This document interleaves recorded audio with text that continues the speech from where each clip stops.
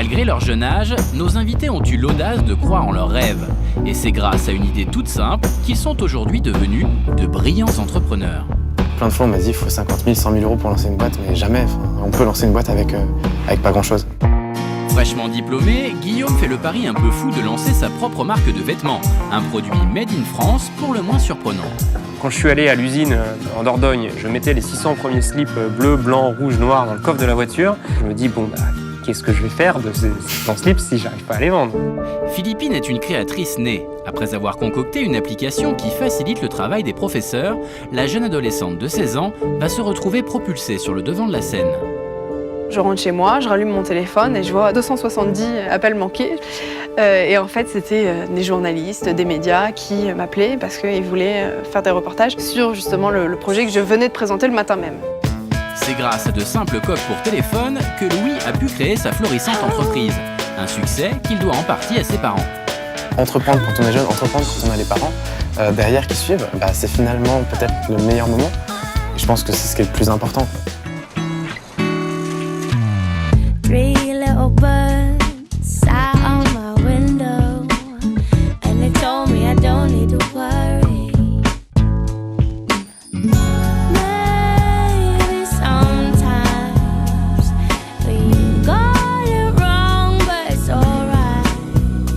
The more things seem to change, the more they stay the same. Bonjour à tous, merci d'être là aujourd'hui. Je vous propose de faire connaissance avec des jeunes qui vont vous étonner. À l'âge où on est lycéen, étudiants, eux ont déjà créé leur entreprise. Ils avaient de 15 à 24 ans, mais cela ne les a pas empêchés de croire en leurs rêves, malgré les obstacles. Ils ont alors remué ciel et terre à grand renfort de moyens, de talents, pour convaincre, pour lever des fonds. Et pour cela, certains ont même pris des risques. Alors, leur histoire montre qu'ils avaient raison, puisqu'ils connaissent aujourd'hui un succès. Vont-ils accepter de nous raconter leurs secrets? C'est ce que nous allons voir dans un instant. Guillaume, vous avez monté une entreprise à 24 ans. Elle marche très bien aujourd'hui. Est-ce qu'on peut dire ce que vous avez décidé de vendre? On verra comment ça vous a traversé l'esprit. C'est effectivement assez original. J'ai démarré à 24 ans une affaire assez unique. J'ai démarré une marque de sous-vêtements fabriqués en France. Donc voilà ce qu'on vend. Et l'année dernière, on en a vendu 260 000 et on est 43 personnes. Et donc, le chiffre d'affaires, comme on dit? Et le chiffre d'affaires, on a fait l'année dernière un tout petit peu moins de 8 millions d'euros. Et on est en train de devenir une des premières entreprises fabricantes textiles en France en quelques années. Donc c'est franchement, on est fiers de porter ça en étant une petite start-up. Vous avez un super discours, vous parlez super bien, sauf que ça vient d'une blague au départ. Hein? Ça vient effectivement d'une blague. On va en voir de quoi il s'agit tout à l'heure. Bien sûr. Effectivement. Et puis alors à 31 ans, vous êtes un senior dans cette émission. Je suis le plus vieux. Puisqu'on va voir avec vos camarades. Louis, vous avez 22 ans. Bonjour. Et bonjour. Et vous avez imaginé quoi? Alors, j'ai imaginé il y a maintenant 7 ans des coques de téléphone. Ça part d'un constat, c'est que j'ai gagné un téléphone à la radio et je cherchais une coque originale, j'en trouvais pas. Et je me suis dit, je vais chercher de moi-même. J'ai cherché sur Internet. Ouais. J'en ai trouvé en Chine, sauf qu'en Chine, il fallait en acheter des grosses quantités pour que ce soit rentable. J'en ai pris 100, gardé 10 couleurs différentes. Et les 90 autres, je m'en suis débarrassé en les vendant.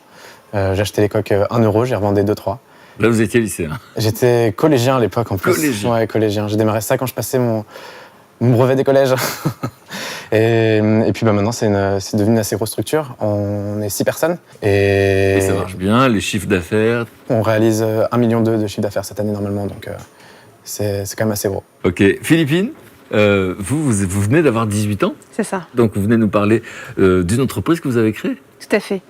C'est une application pour les enseignants qui leur permet de faire l'appel automatiquement en classe et qui permet aussi de renforcer la sécurité des élèves au sein de leur établissement scolaire. Alors vous avez un discours bien rodé parce qu'effectivement vous avez été extrêmement médiatisé. Tout à fait. Parce que en plus il se trouve qu'on est dans un pays qui aime la polémique, donc il y a eu des polémiques. Exact. Et vous avez dû affronter tout ça. Tout à fait, Si jeune. Et ce qui est fou, c'est qu'il y a des articles partout sur vous. Vous avez été étonné même des fois de vous retrouver en photo à côté de stars planétaires. Oui, bien sûr. Un jour, j'ouvre un magazine et je découvre que je suis dans le classement des 50 femmes les plus influentes au monde. Et il y avait Beyoncé, il y avait Michelle Obama, il y avait Malala, et puis il y avait moi. Philippine, 18 ans. C'est ça, voilà. Donc, très touchée et forcément très surprise. Et on va voir quel genre de personne vous êtes, effectivement, et qu'est-ce que vous avez les uns les autres à transmettre aux jeunes et à transmettre à tous ceux qui finalement ont envie d'entreprendre mais qui ont peur, parce que c'est évidemment l'inconnu.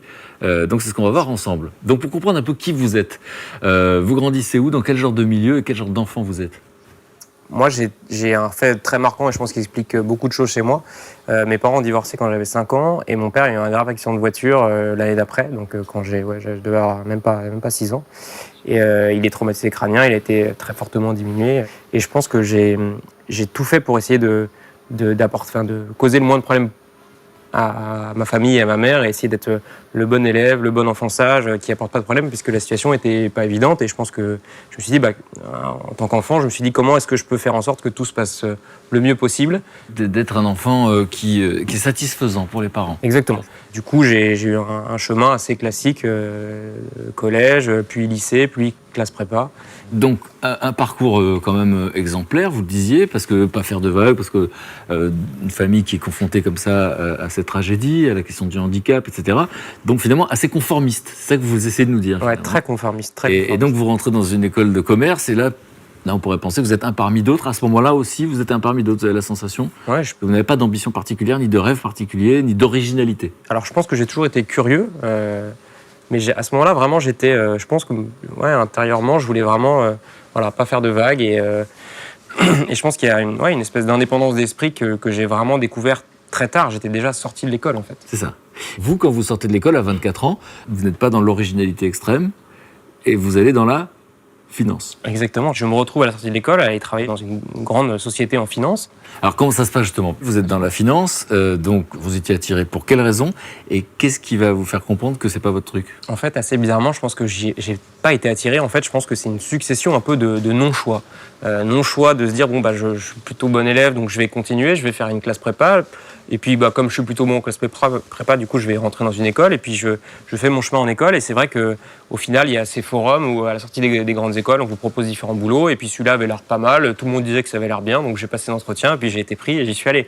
Et vraiment, je pense que jusqu'au premier jour où je suis allé dans ce métier-là, je ne m'étais pas posé la question de qu'est-ce que j'aimais bien faire dans la vie, comment je pouvais en faire un métier. Et par contre, je pense que dans les 3 premières minutes où je suis arrivé dans ce job-là, j'ai compris que je n'avais rien à faire là. C'est-à-dire qu'on m'a... À quoi vous le comprenez ? En fait, on m'a expliqué ce qu'allait être le métier. On m'a parlé d'outils financiers. C'est qu'on vous l'explique après. Ah oui, on me l'explique après. Et je comprends que je vais passer des heures entières sur des outils informatiques pour contrôler les notes de frais des salariés du groupe. Et je me dis, mais Guillaume, tu as fait 10 ans, 12 ans d'études, tu es à 23 ans, tu peux faire ce que tu veux dans ta vie. Est-ce que c'est ça que tu as vraiment envie de faire ? Et là, j'ai une espèce d'angoisse, le truc qui se délite à l'intérieur totalement. Et je me souviens, je vais aux toilettes et je me regarde dans la glace et je me dis, il faut réussir à en sortir, il faut trouver une solution. Donc, sortir de quelque chose qui ne se refuse pas, en plus. Ouais, en plus de ça. Et tout le monde dit, mais Guillaume, insiste un peu, c'est peut-être le début, c'est les premiers jours, là c'est 1 semaine, 2 semaines, 3 semaines. Et moi, en fait, tout ce pourquoi je m'étais construit, toute ma construction d'enfant, de bon élève, tout ça, arrive à un truc où je me dis, mais en fait, il n'y a aucun sens là-dedans. Et je pense qu'il y a une autre dimension très importante dans l'accident de mon père aussi, c'est que je me suis rendu compte que la vie peut s'arrêter du jour au lendemain et qu'un jour tout va bien et le lendemain ça n'a plus rien à voir et pour toujours. Et là, à partir de là, je vais essayer de trouver une boîte qui sera plus petite, plus adaptée, où j'aurai l'impression de faire quelque chose, d'être utile. Et je cherche des startups dans lesquelles postuler. Et je trouve une offre de stage dans une chaîne de supermarchés bio qui démarrait à l'époque à Paris. Et je rencontre quelqu'un qui, je pense, a changé ma vie, qui est un jeune homme de 70 ans et qui m'a accueilli dans sa boîte, qui m'a dit « Viens, ça va être super, tu vas voir ». Et pendant 18 mois, j'ai bossé avec lui. On a ouvert une petite dizaine de magasins. Et là, c'était génial. C'était la vraie vie avec des vrais gens. Et j'avais des responsabilités. Si je me plantais sur un truc, le magasin ne pouvait pas ouvrir ou les gens ne pouvaient pas bosser. Ça, c'est génial. Et en tout cas, j'avais l'impression que j'avais une vraie utilité, j'avais des vraies responsabilités. Et ça m'a... Et vous savez que tu avais des conséquences. Voilà. Donc on voit que vous posez des questions quand même très jeunes. En tout cas, ces questions s'imposent à vous. Finalement, c'est le fait de ne pas être heureux. Et on va voir ce que cette expérience vous a appris et puis comment on démarre une aventure qui est aujourd'hui un succès sur une blague. On va voir ça dans un instant. Louis, pour qu'on comprenne un petit peu là aussi qui vous êtes, vous grandissez dans quel environnement ? Quelles sont les valeurs de la famille ? Est-ce qu'elles sont proches finalement de ce que vous faites aujourd'hui ? Ma mère était bibliothécaire, mon père conduisait les trains. Et j'ai été élevé dans une famille modeste à Versailles. Et au niveau des valeurs de la famille, c'était surtout l'humain, le social qui était le plus important. Le but, c'était surtout de profiter de ce qu'on avait et de vivre au mieux, comme on en a envie. Et alors, ce qui est intéressant, c'est que vous êtes aujourd'hui un patron. Ouais. Et quelle était la vision du patronat de votre père ? C'est vrai qu'au niveau de mon père, c'était un petit peu particulier parce que mon père est délégué syndical CGT. Donc c'est un petit peu à l'opposé du patronat, on va dire. Et dans ce contexte-là, vous êtes quel genre d'enfant, d'adolescent? Je pense que je suis un adolescent, même un enfant assez hyperactif. Je dors pas tant que ça. Avec le recul, je pense que c'était pas forcément simple pour mes parents aussi, parce qu'il fallait toujours bouger, toujours faire des choses. J'étais pratiquement toujours dehors. En gros, quand eux ne pouvaient pas s'occuper de moi, j'allais jouer avec les peu de voisins qu'il y avait autour des maisons. Et on construisait des choses, je me débrouillais tout seul. J'étais très vite autonome. Pour la maternelle, je devais prendre un car scolaire pour aller à l'école. Mon père conduisait les trains, donc il n'était pas forcément là. Ma mère travaillait loin, donc le matin, c'était pas forcément simple. Il y avait une très forte confiance avec mes parents. Ils me faisaient beaucoup confiance. Et le soir, en fait, par exemple, je sortais, je jouais, ils me disaient de rentrer à 19h, je rentrais à 19h. Je faisais ce que je voulais, mais voilà. Et donc, vous créez un site internet assez jeune? Très jeune, j'ai créé un site internet pour l'aide aux devoirs. J'étais au collège et on avait un souci à l'époque, c'est que ça n'existait pas les plateformes où on mettait justement tous les devoirs en ligne, tout ce qu'il fallait, tous les cours. Et il y avait des personnes qui étaient parfois absentes et je me suis dit, tiens, je vais créer une sorte de site internet. Ça a servi à beaucoup parce que toute la classe utilisait et c'était participatif parce que les autres pouvaient aussi envoyer des cours, moi je faisais pas tout. Et on avait fait ça et on avait fait aussi un mini-journal où là on publiait des informations, de l'actualité de l'école, des événements en fait qu'on faisait dans l'école. À quel âge ça? C'était très tôt, je sais plus, à 14-15 ans à peu près. Bon, on va voir tout à l'heure effectivement donc comment vous devenez dealer. Ça s'appelle une punchline, une approche. On va en parler dans un instant. Philippine, donc vous êtes épatée. C'est assez étonnant que vous soyez épatée. En fait, vous êtes un peu précoce aussi. Oui, j'ai commencé à l'âge de 15 ans, donc Alors, un peu plus tard que toi. Vos parents, votre milieu? Donc ma mère est enseignante. Mon père travaille dans l'innovation et un peu comme vous deux, l'humain est vraiment au centre de la famille et ça veut dire quoi? on pousse vraiment les enfants à s'investir, à avoir des projets, on les pousse dans toutes leurs idées. Alors vous êtes plutôt bon élève? Oui. Vous êtes élu souvent délégué de classe? C'est vrai, je suis 7 fois. très investie dans la vie de mon école. Et donc vous aimez bien les exposés, vous êtes déjà créative? Oui, tout à fait. Je me souviens d'un exposé en CM1.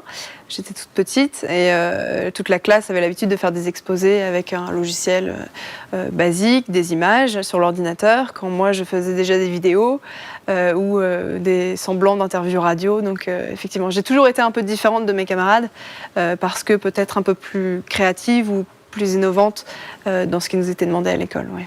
Et alors, du coup, votre première invention, c'est pas Léonard de Vinci, c'est bien vous. C'était donc à 13 ans. Oui, c'est ça. Alors, c'est ma petite sœur qui avait 5 ans et qui donc, à chaque fois qu'elle mangeait, donc elle prenait sa fourchette, elle avait son aliment sur sa fourchette et elle se brûlait à chaque fois qu'elle mangeait parce que son plat était trop chaud. Et mon frère et moi, qui avions presque le même âge, on la voyait qui se brûlait et qui attendait et qui s'énervait parce qu'elle ne pouvait pas manger son plat alors que nous, on pouvait. Et du coup, j'ai inventé la ventilo-fourchette que je vous ai ramenée. Donc, on rappelle que vous aviez 13 ans. Voilà, c'est D'accord. ça. Alors, attention, parce que ça vaut des millions. Ouais. Donc, elle a un peu évolué depuis. Mais donc, en fait, c'est une fourchette. Donc, vous avez un petit un moteur. À l'intérieur, il y a des piles. Donc, à 13 ans, comment vous connaissez le fonctionnement d'un moteur? En fait, quand j'étais en 6e, j'avais des cours de technologie en fait, où on a créé une petite voiture télécommandée. Et donc, j'ai démonté la voiture télécommandée et j'ai assemblé, etc. Et j'avais pas la pale. Et du coup, je suis allée voir dans ma trousse, j'ai découpé une cartouche d'encre qui a fait office de pale. Et donc, la pale tourne? La pale tourne et refroidit l'aliment. Donc, ça, c'est à 13 ans. Voilà. Et on va voir que des années plus tard, c'est-à-dire à 15 ans, donc vous allez avoir cette idée si particulière qui va intéresser l'éducation nationale, qui va faire que vous allez être sur les plateaux de télévision. On verra tout à l'heure dans un instant de quoi ça parle. Guillaume, on vous a laissé dans le récit au moment où vous avez un peu une crise existentielle, vous avez 23 ans. Vous êtes dans la finance, vous avez suivi une voie toute tracée, et là vous sentez que c'est pas pour vous. Vous avez accepté, vous avez trouvé un job, vous dites pour une chaîne de magasins bio, donc là ça a un peu plus de sens, vous avez vite des responsabilités. Ça vous apprend quoi? Ça m'a appris à vraiment construire un projet. Ça m'a appris aussi que l'entrepreneuriat, c'est juste du bon sens et du travail. Donc là, vous accompagnez ce gamin de 70 ans dont vous parlez, qui crée sa propre entreprise. À quel moment ça vous vient l'idée de créer la vôtre? Au bout d'une année avec lui. Il y a cette envie. Oui, il y a vraiment cette envie, en fait. Et puis, je comprends chez lui en fait que j'aime les responsabilités, j'aime créer mon propre truc. Mais je me rends bien compte que voilà, avec un jeune homme de 70 ans, on s'imagine pas forcément devenir associé. Et puis il y a un côté patriarche aussi qui est fort. Et puis la boîte commence à grandir. Et puis aussi je me dis, voilà, j'allais vers mes 24 ans. Et je me dis, s'il faut se lancer, c'est maintenant. Je lui dis, je vais partir monter ma boîte. Et il me dit, ah non, pas déjà. Et il me dit, en même temps, je le savais. Et je me retrouve à 24 ans, comme beaucoup de gens, à essayer de trouver une idée de boîte. Et je prends un peu le problème à l'envers en essayant de réfléchir un peu par élimination. Et je me dis, monter sa boîte, c'est quelque chose qui prend du temps. Et j'ai envie de démarrer dans un métier qui me plaît et qui me parle. Et je me dis que la mode, c'est un truc que j'aime bien. Je suis assez sensible. J'ai toujours bien aimé les marques, les histoires de marques. Et je me dis, Internet va complètement changer la façon dont la mode fonctionne. Et je me dis, quel est le premier frein à l'achat en ligne de vêtements ? C'est l'essayage. Est-ce que votre chemise, est-ce que votre pantalon est à la bonne taille ? Souvent, ça l'est pas, il faut les changer, ça va être compliqué, je sais pas comment ça va marcher. Et en fait, le sous-vêtement, c'est un produit qu'on n'essaye pas. En tout cas, les hommes, c'est un produit qu'on a Donc il y a un raisonnement. Donc il y a un raisonnement. Et je me dis, waouh, il y a une opportunité à essayer de créer une marque de sous-vêtements en ligne. Les sous-vêtements, c'est un marché énorme, tout le monde en porte, enfin, en tout cas j'espère. Et c'est un produit qui est petit, qui est léger, qui ne s'essaye pas. Donc ça coche beaucoup de cases du bon produit à vendre sur Internet. Et de l'autre côté, je me dis, bon, j'ai envie de créer une marque, raconter une histoire, parce que c'est ça qui me plaît, c'est ce qui m'anime. Et je me dis, les marques françaises qui ont réussi à durer, à exister dans le temps, c'est des marques qui jouent beaucoup sur le savoir-faire, la création française, le made in France, la fabrication française, l'artisanat. Et je me dis que c'est des valeurs très fortes et que si j'arrive à trouver une idée de marque qui soit autour des sous-vêtements en ligne, un peu décalés sur Internet avec du savoir-faire, une fabrication française, ça peut faire un cocktail qui crée une aventure sympa. Et on boit des bières avec des copains un soir pour essayer de trouver la bonne idée. Et j'en ai un qui me dit, mais t'es complètement malade, ça marchera jamais ton histoire, personne n'achète de slip, ça peut pas marcher ton truc.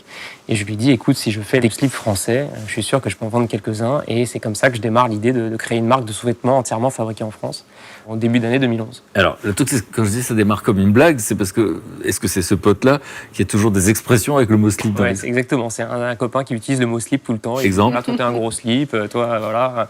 C'est vraiment. C'est la fête du slip. Voilà, exactement. C'est vraiment un mot gimmick. Et là, c'est un tic de langage qu'il a. Et donc ça ressemble à un clin d'œil quand vous avez l'idée. Ah ouais, sauf que ce soir-là, je dors pas beaucoup. Ce soir-là, c'est quoi les pensées ? À ce moment-là, vous dites, mais ça se trouve, c'est pas une fausse bonne idée, c'est une vraie Exactement. bonne idée. Ce soir-là, c'est vraiment, c'est complètement malade ce truc. Ça a l'air bizarre, mais je crois que j'ai envie de le tenter. Est-ce que ça peut marcher ou pas ? Je pense que oui, mais je suis pas sûr. J'ai rien de factuel. Enfin, je suis vraiment dans l'inconnu total. Et je pense que ce qui me guide, c'est vraiment le côté, le côté amusant, le côté décalé. Et je pense que monter une marque de slip, ça peut faire partie des choses amusantes qui vous emmènent dans un Si ça vous fait sourire à chaque fois, c'est super. La question, c'est jusqu'à quand ? Ouais, jusqu'à quand Ça vous fait rire. Non, je plaisante. Je vois bien qu'effectivement, vous êtes conscient de l'effet à chaque fois. Et donc, quelque part, ça rend les choses plus légères, alors que ça va être évidemment plein de décisions à prendre. Bien sûr. Bon, on verra tout à l'heure, effectivement, comment on fait pour passer d'une idée enthousiasmante, sympathique, à la réalité, comment on se renseigne, par quoi on commence et quels sont les obstacles. Et vous, Louis, donc on va dire que tout démarre quand vous avez 15 ans, puisqu'en fait, vous êtes quand même assez créatif, hyper actif, vous l'avez dit. Vous avez imaginé quand même un site internet où on partage les devoirs, l'agenda, etc. Et à 15 ans, vous faites un concours. Vous gagnez un smartphone. C'est ça, exactement. À 15 ans, je gagne un smartphone. À la radio, tout simplement. J'avais jamais vraiment joué à ces choses-là. Mais je sais plus, j'entends un truc, il fallait envoyer un SMS et je l'ai fait. Et donc, je gagne mon premier smartphone. Et c'est là où tout a commencé et là où j'ai encore mis un peu de créativité, c'est que je voulais pas avoir un smartphone qui ressemble à tous les autres, quoi. Et le truc, il est gratuit, alors on va vraiment l'emballer à fond. Donc là, vous allez dans des magasins pour voir ce qui se passe. C'est ça. Donc là, j'emmène mes parents, mes parents qui m'ont suivi, dans pas mal de magasins et il n'y a rien qui me plaît. Et donc, je cherche sur Internet. Et là, je tombe sur des sites chinois, où c'était écrit en anglais, il y avait un peu de chinois, je comprenais pas grand-chose. Je tombe amoureux de la coque que je vois. C'est vraiment ça le truc. Je me dis, cette coque-là, je la veux. Sauf que j'arrive pas à en acheter qu'une seule, c'est pas possible. C'est par 100. C'est par 100. Et je me dis, franchement, ça vaut $125. Il n'y a pas de risque. Je vais juste mettre 100 € puis je vais réussir à les revendre sur des sites de partage, quoi. Et donc, je les achète. Je les reçois à peu près 3 semaines plus tard, parce que ça met un peu de temps à arriver. Mais c'est pas vraiment moi qui les reçois, c'est plutôt mon père qui reçoit un colis en provenance de Chine. Vous aviez prévenu ? Ah non, mais même moi, je me suis dit que c'était fini, que j'allais jamais rien recevoir, j'avais rien reçu. Enfin, j'ai reçu des mails en anglais, mais mon anglais à l'époque, c'était... Donc en gros, vous avez l'impression d'avoir dépensé 100 € sans savoir ce qui va se passer si même vous recevrez les coques. C'est ça? C'était le gros doute, ouais. Je me suis dit, bon, est-ce que je vais recevoir un truc? Puis là, il y a le livreur qui arrive avec le colis. Donc quand on importe, il y a des droits de douane et taxes. Donc mon père comprend pas trop au début pourquoi on demande de faire un chèque avant de donner un colis pour son fils. Enfin, c'est un petit peu bizarre quand même. Hein. Et puis finalement, je lui explique, si, vas-y, paye, pas de souci. Et donc il paye, on reçoit les colis, il ouvre le truc, il dit, mais ça pue, c'est quoi ces trucs, à quoi ça sert? Combien t'as payé ça? Enfin, pour lui, 100 € pour juste des bouts de plastique, il comprenait pas trop à quoi ça servait, quoi. Et puis j'ai gardé donc mes 10 coques, j'étais très heureux. Et j'ai commencé. Et sur les 100, vous dites, il y en a 10 pour moi? Il y en a 10 pour moi, j'ai pris toutes les couleurs. Il y a juste la rose, j'en suis débarrassé un peu plus tard, mais en gros, j'en ai gardé 9. Et comme ça, je changeais de temps en temps les couleurs. Et je trouve ça vraiment sympa. Donc j'ai gardé les coques. Et les 10 coques et les 90 autres, j'ai commencé à les vendre au début à des amis. Alors, ça vous vient tout de suite comme idée, vous dites, bon, il y a bien des potes qui vont en bénéficier, c'est ça? Alors non, l'idée au début, c'était surtout, j'ai dépensé 100 €, il faut vraiment que j'arrive au moins à récupérer 90 € sur ces 100, quoi. C'est vraiment, il n'y a pas d'idée de Donc je suis développement nul en d'entreprise. calcul, mais là, ça fait 1 € la coque, a priori, ça vous a coûté. Et là, vous décidez de les vendre combien? 2 ou 3, ça dépendait en fonction de la personne. Et, Dépendait de la tête du client. C'est ça, dépendait de la tête du client. Et pour mes professeurs, c'était 4 €, c'est un peu plus cher pour les profs, mais ouais. Mais comment ça se passe? Vous allez leur proposer? ça se sait très vite, enfin ça parle très vite en même temps dans les cours de récré, mais au début je propose à mes amis, puis en même temps eux ils étaient contents parce que faut aussi se dire à l'époque une coque ça valait 30-40 €. Et moi, je les vendais 2-3, donc eux, ils étaient tout contents. Mais du coup, l'entrepreneuriat, parce que c'est un mot qu'on utilise beaucoup, surtout quand on a fait une école de commerce, à ce moment-là, c'est des mots qui vous parlent ou pas spécialement? Ah non, à ce moment-là, je pense... Vous êtes en train de créer votre petite entreprise sans vous en rendre compte, en fait. Ah ouais, c'est ça, c'est vraiment c'est un petit business, mais c'est un petit peu comme ce que j'avais fait avant, au final. C'est une occupation, une petite passion, quoi. Puis c'est rigolo de voir, de bouger un petit peu partout.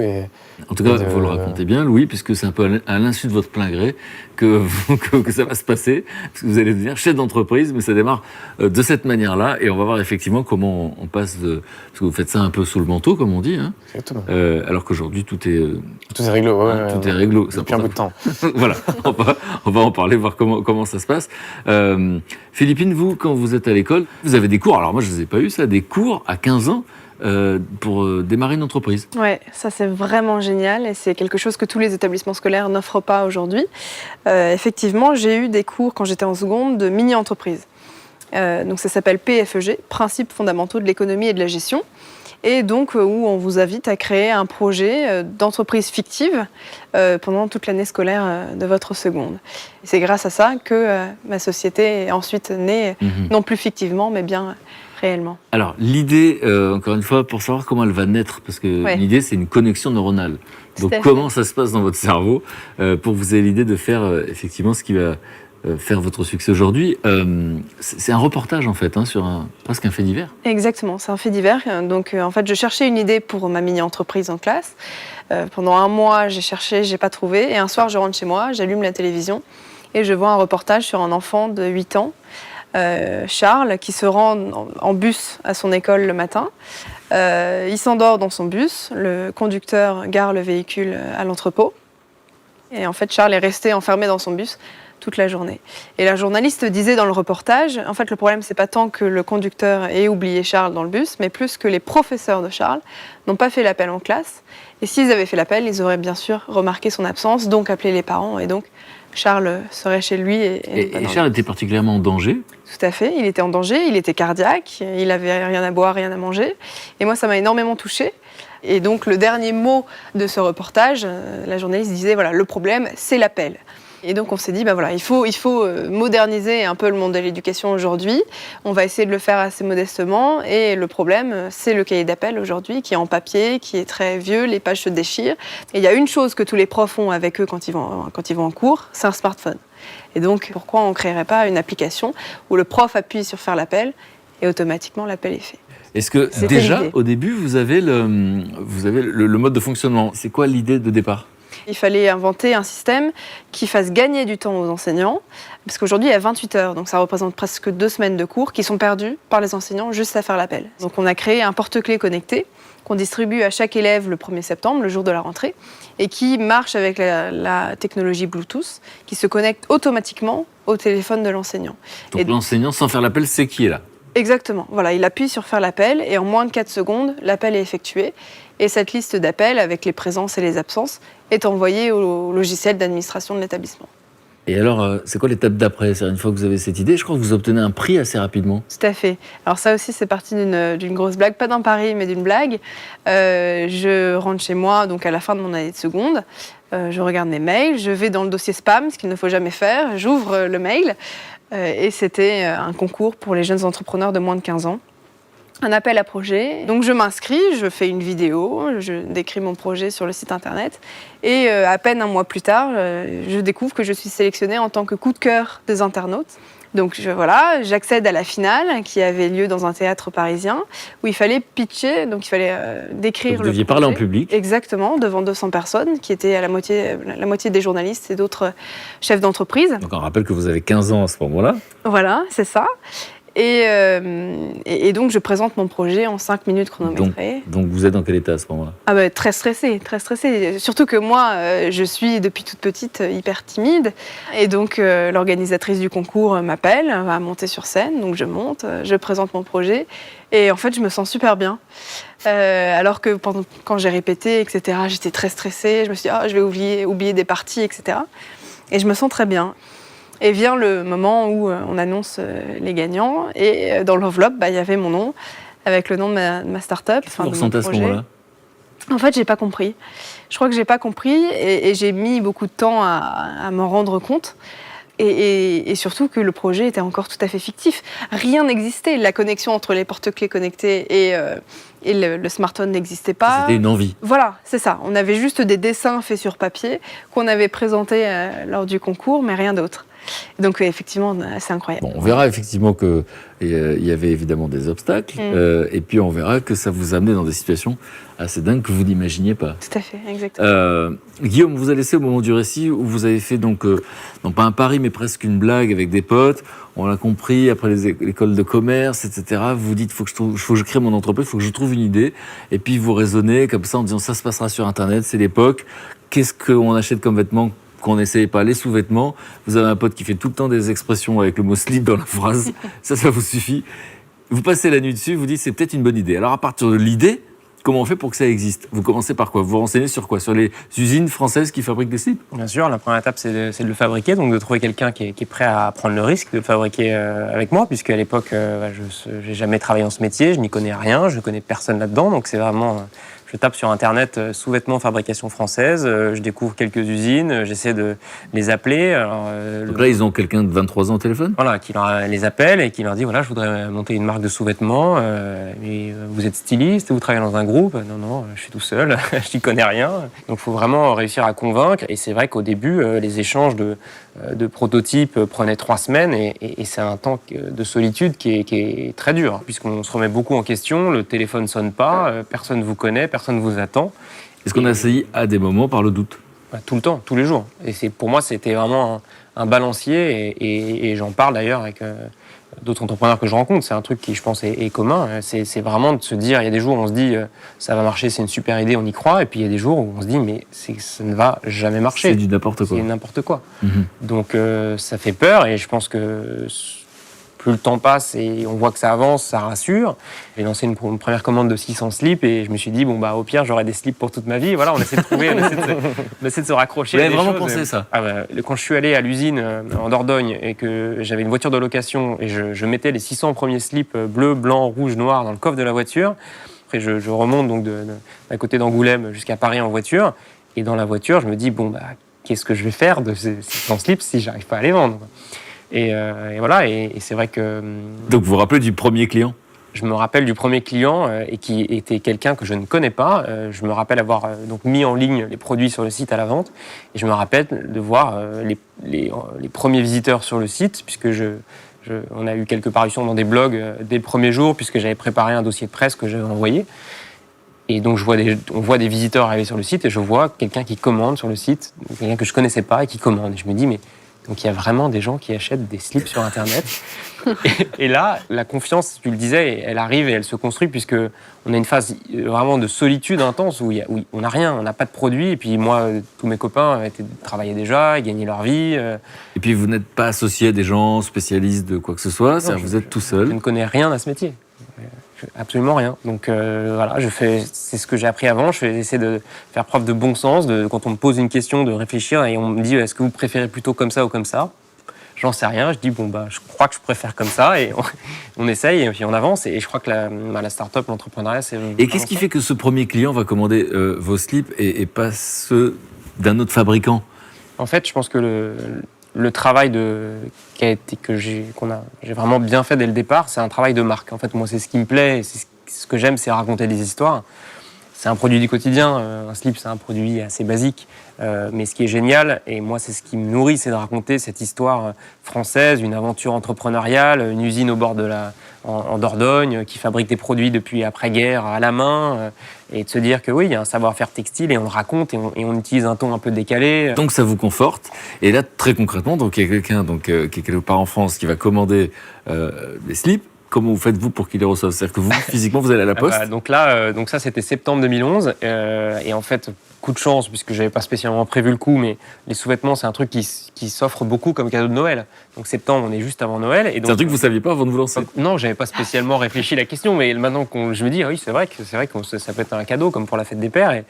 Et donc, je me retrouve, donc j'avais 600 premiers slips, assez vite, les commandes montent, une par jour, puis 2 par jour, puis 20 par semaine, 50 par semaine. Et donc, je travaillais chez ma grand-mère pendant les presque 3 premières années. Et j'avais dans le garage un stock de slips. Je retournais à l'usine de temps en temps, aller en chercher des nouveaux. Et tous les jours, j'allais à la poste du quartier avec 2 grands sacs. J'allais avec 25 ou 30 enveloppes. Et tout le monde me connaissait au bureau de poste. Et je collais les étiquettes sur les enveloppes et j'expédiais des slips à travers la France. Pour beaucoup de gens, s'imagine qu'il faut avoir des fonds. Et là, comment vous faites ? La mise de départ, c'est 10 000 euros. Moi, j'avais travaillé 1 an et demi, donc j'avais un peu de sous de côté. Je suis allé voir la banque à laquelle j'ai emprunté. Et aujourd'hui, l'environnement est vraiment assez favorable à ça. Les banquiers, l'entrepreneuriat, c'est quelque chose qui commence à être un peu plus diffusé. Donc, on peut emprunter pour démarrer. Après, comme dans tout, il faut savoir insister et raconter pourquoi est-ce que ça va marcher, mais c'est vraiment possible.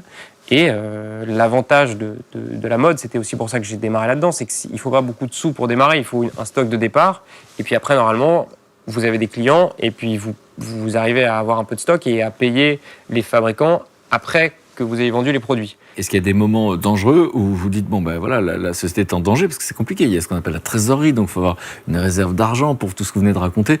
Est-ce qu'il y a des moments un peu dangereux où vous pouvez mettre la clé sous la porte ? Il y a eu, et il y en aura d'autres, il y a eu au moins 2 ou 3 moments très dangereux où on est, je pense, pas passé loin de la sortie de piste.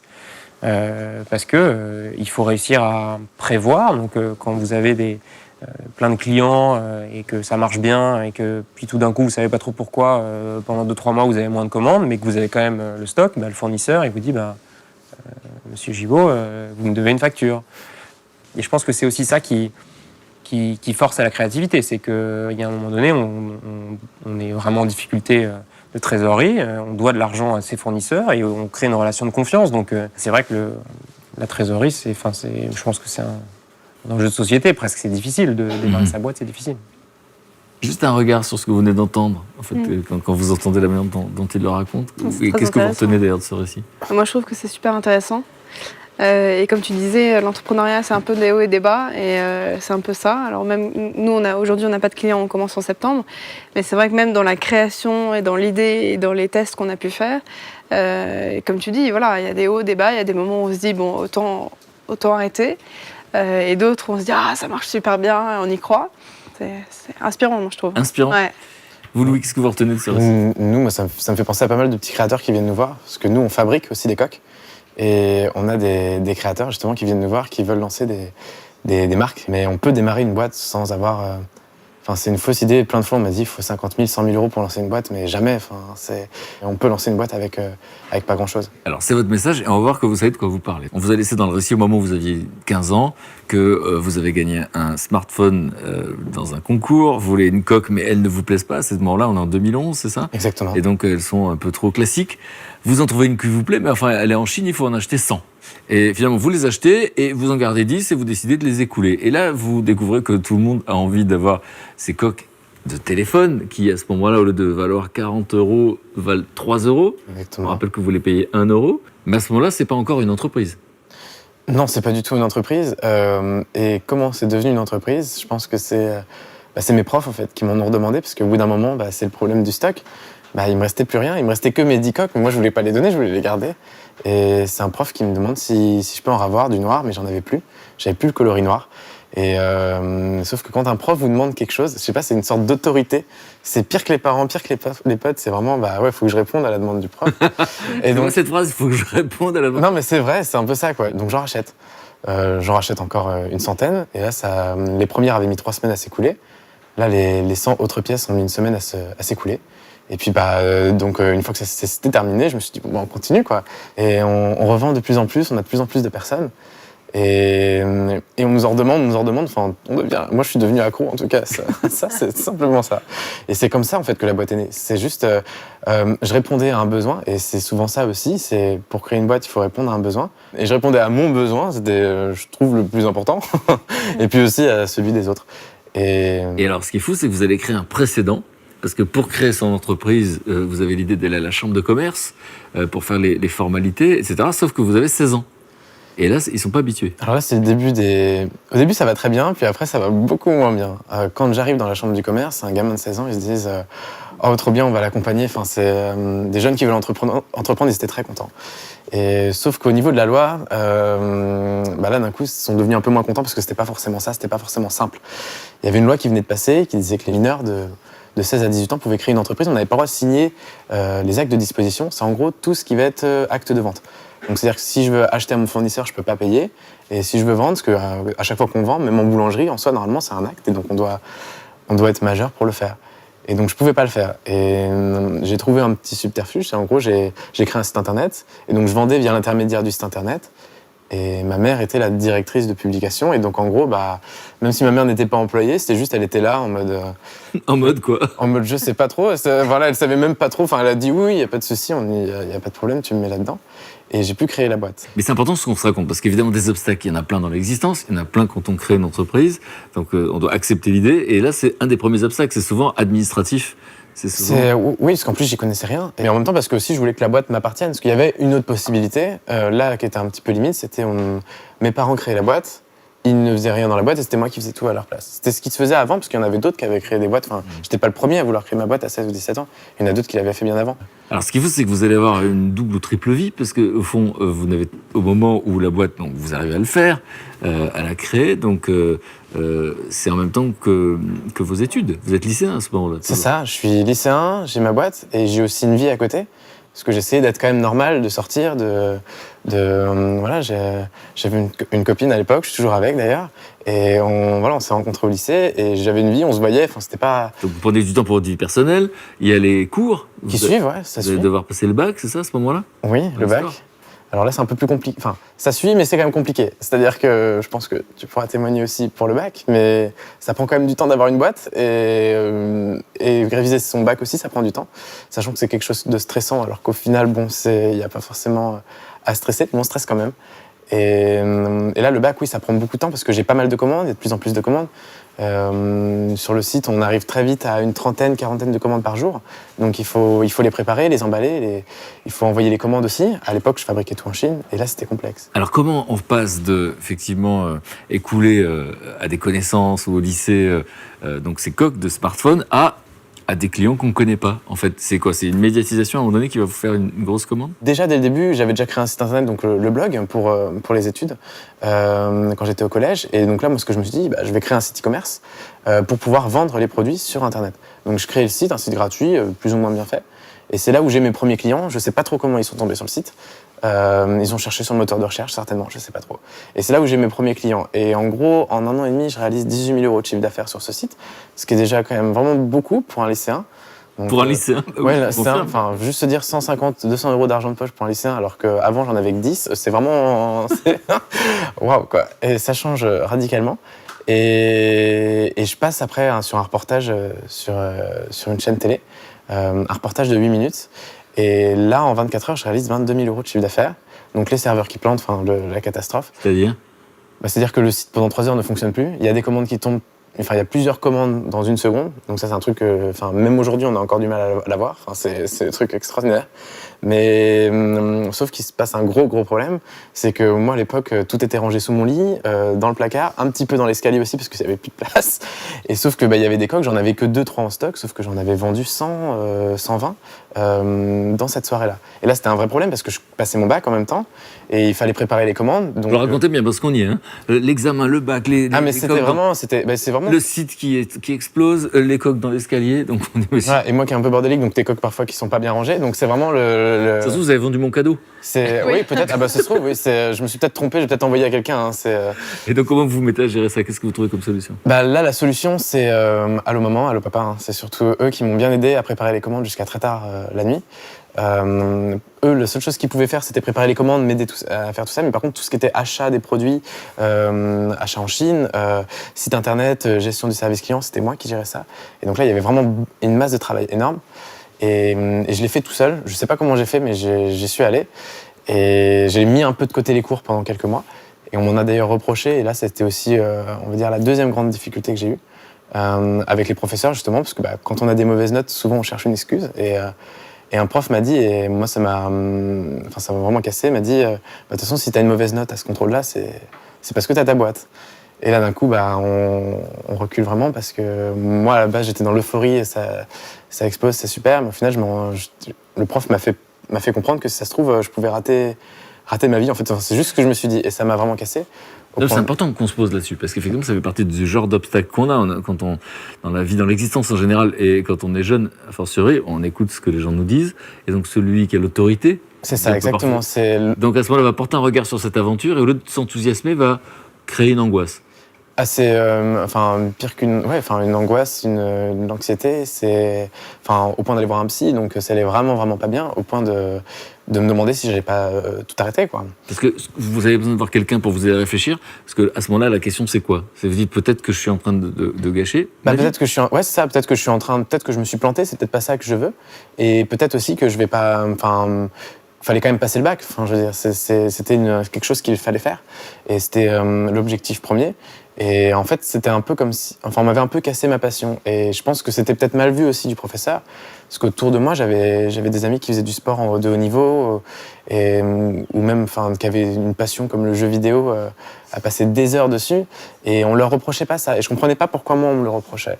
Et alors qu'en fait, c'était juste, j'ai une mauvaise note parce que j'ai pas révisé, parce que c'est un truc débile de lycéen, ça arrive à tout le monde, quoi, c'est normal.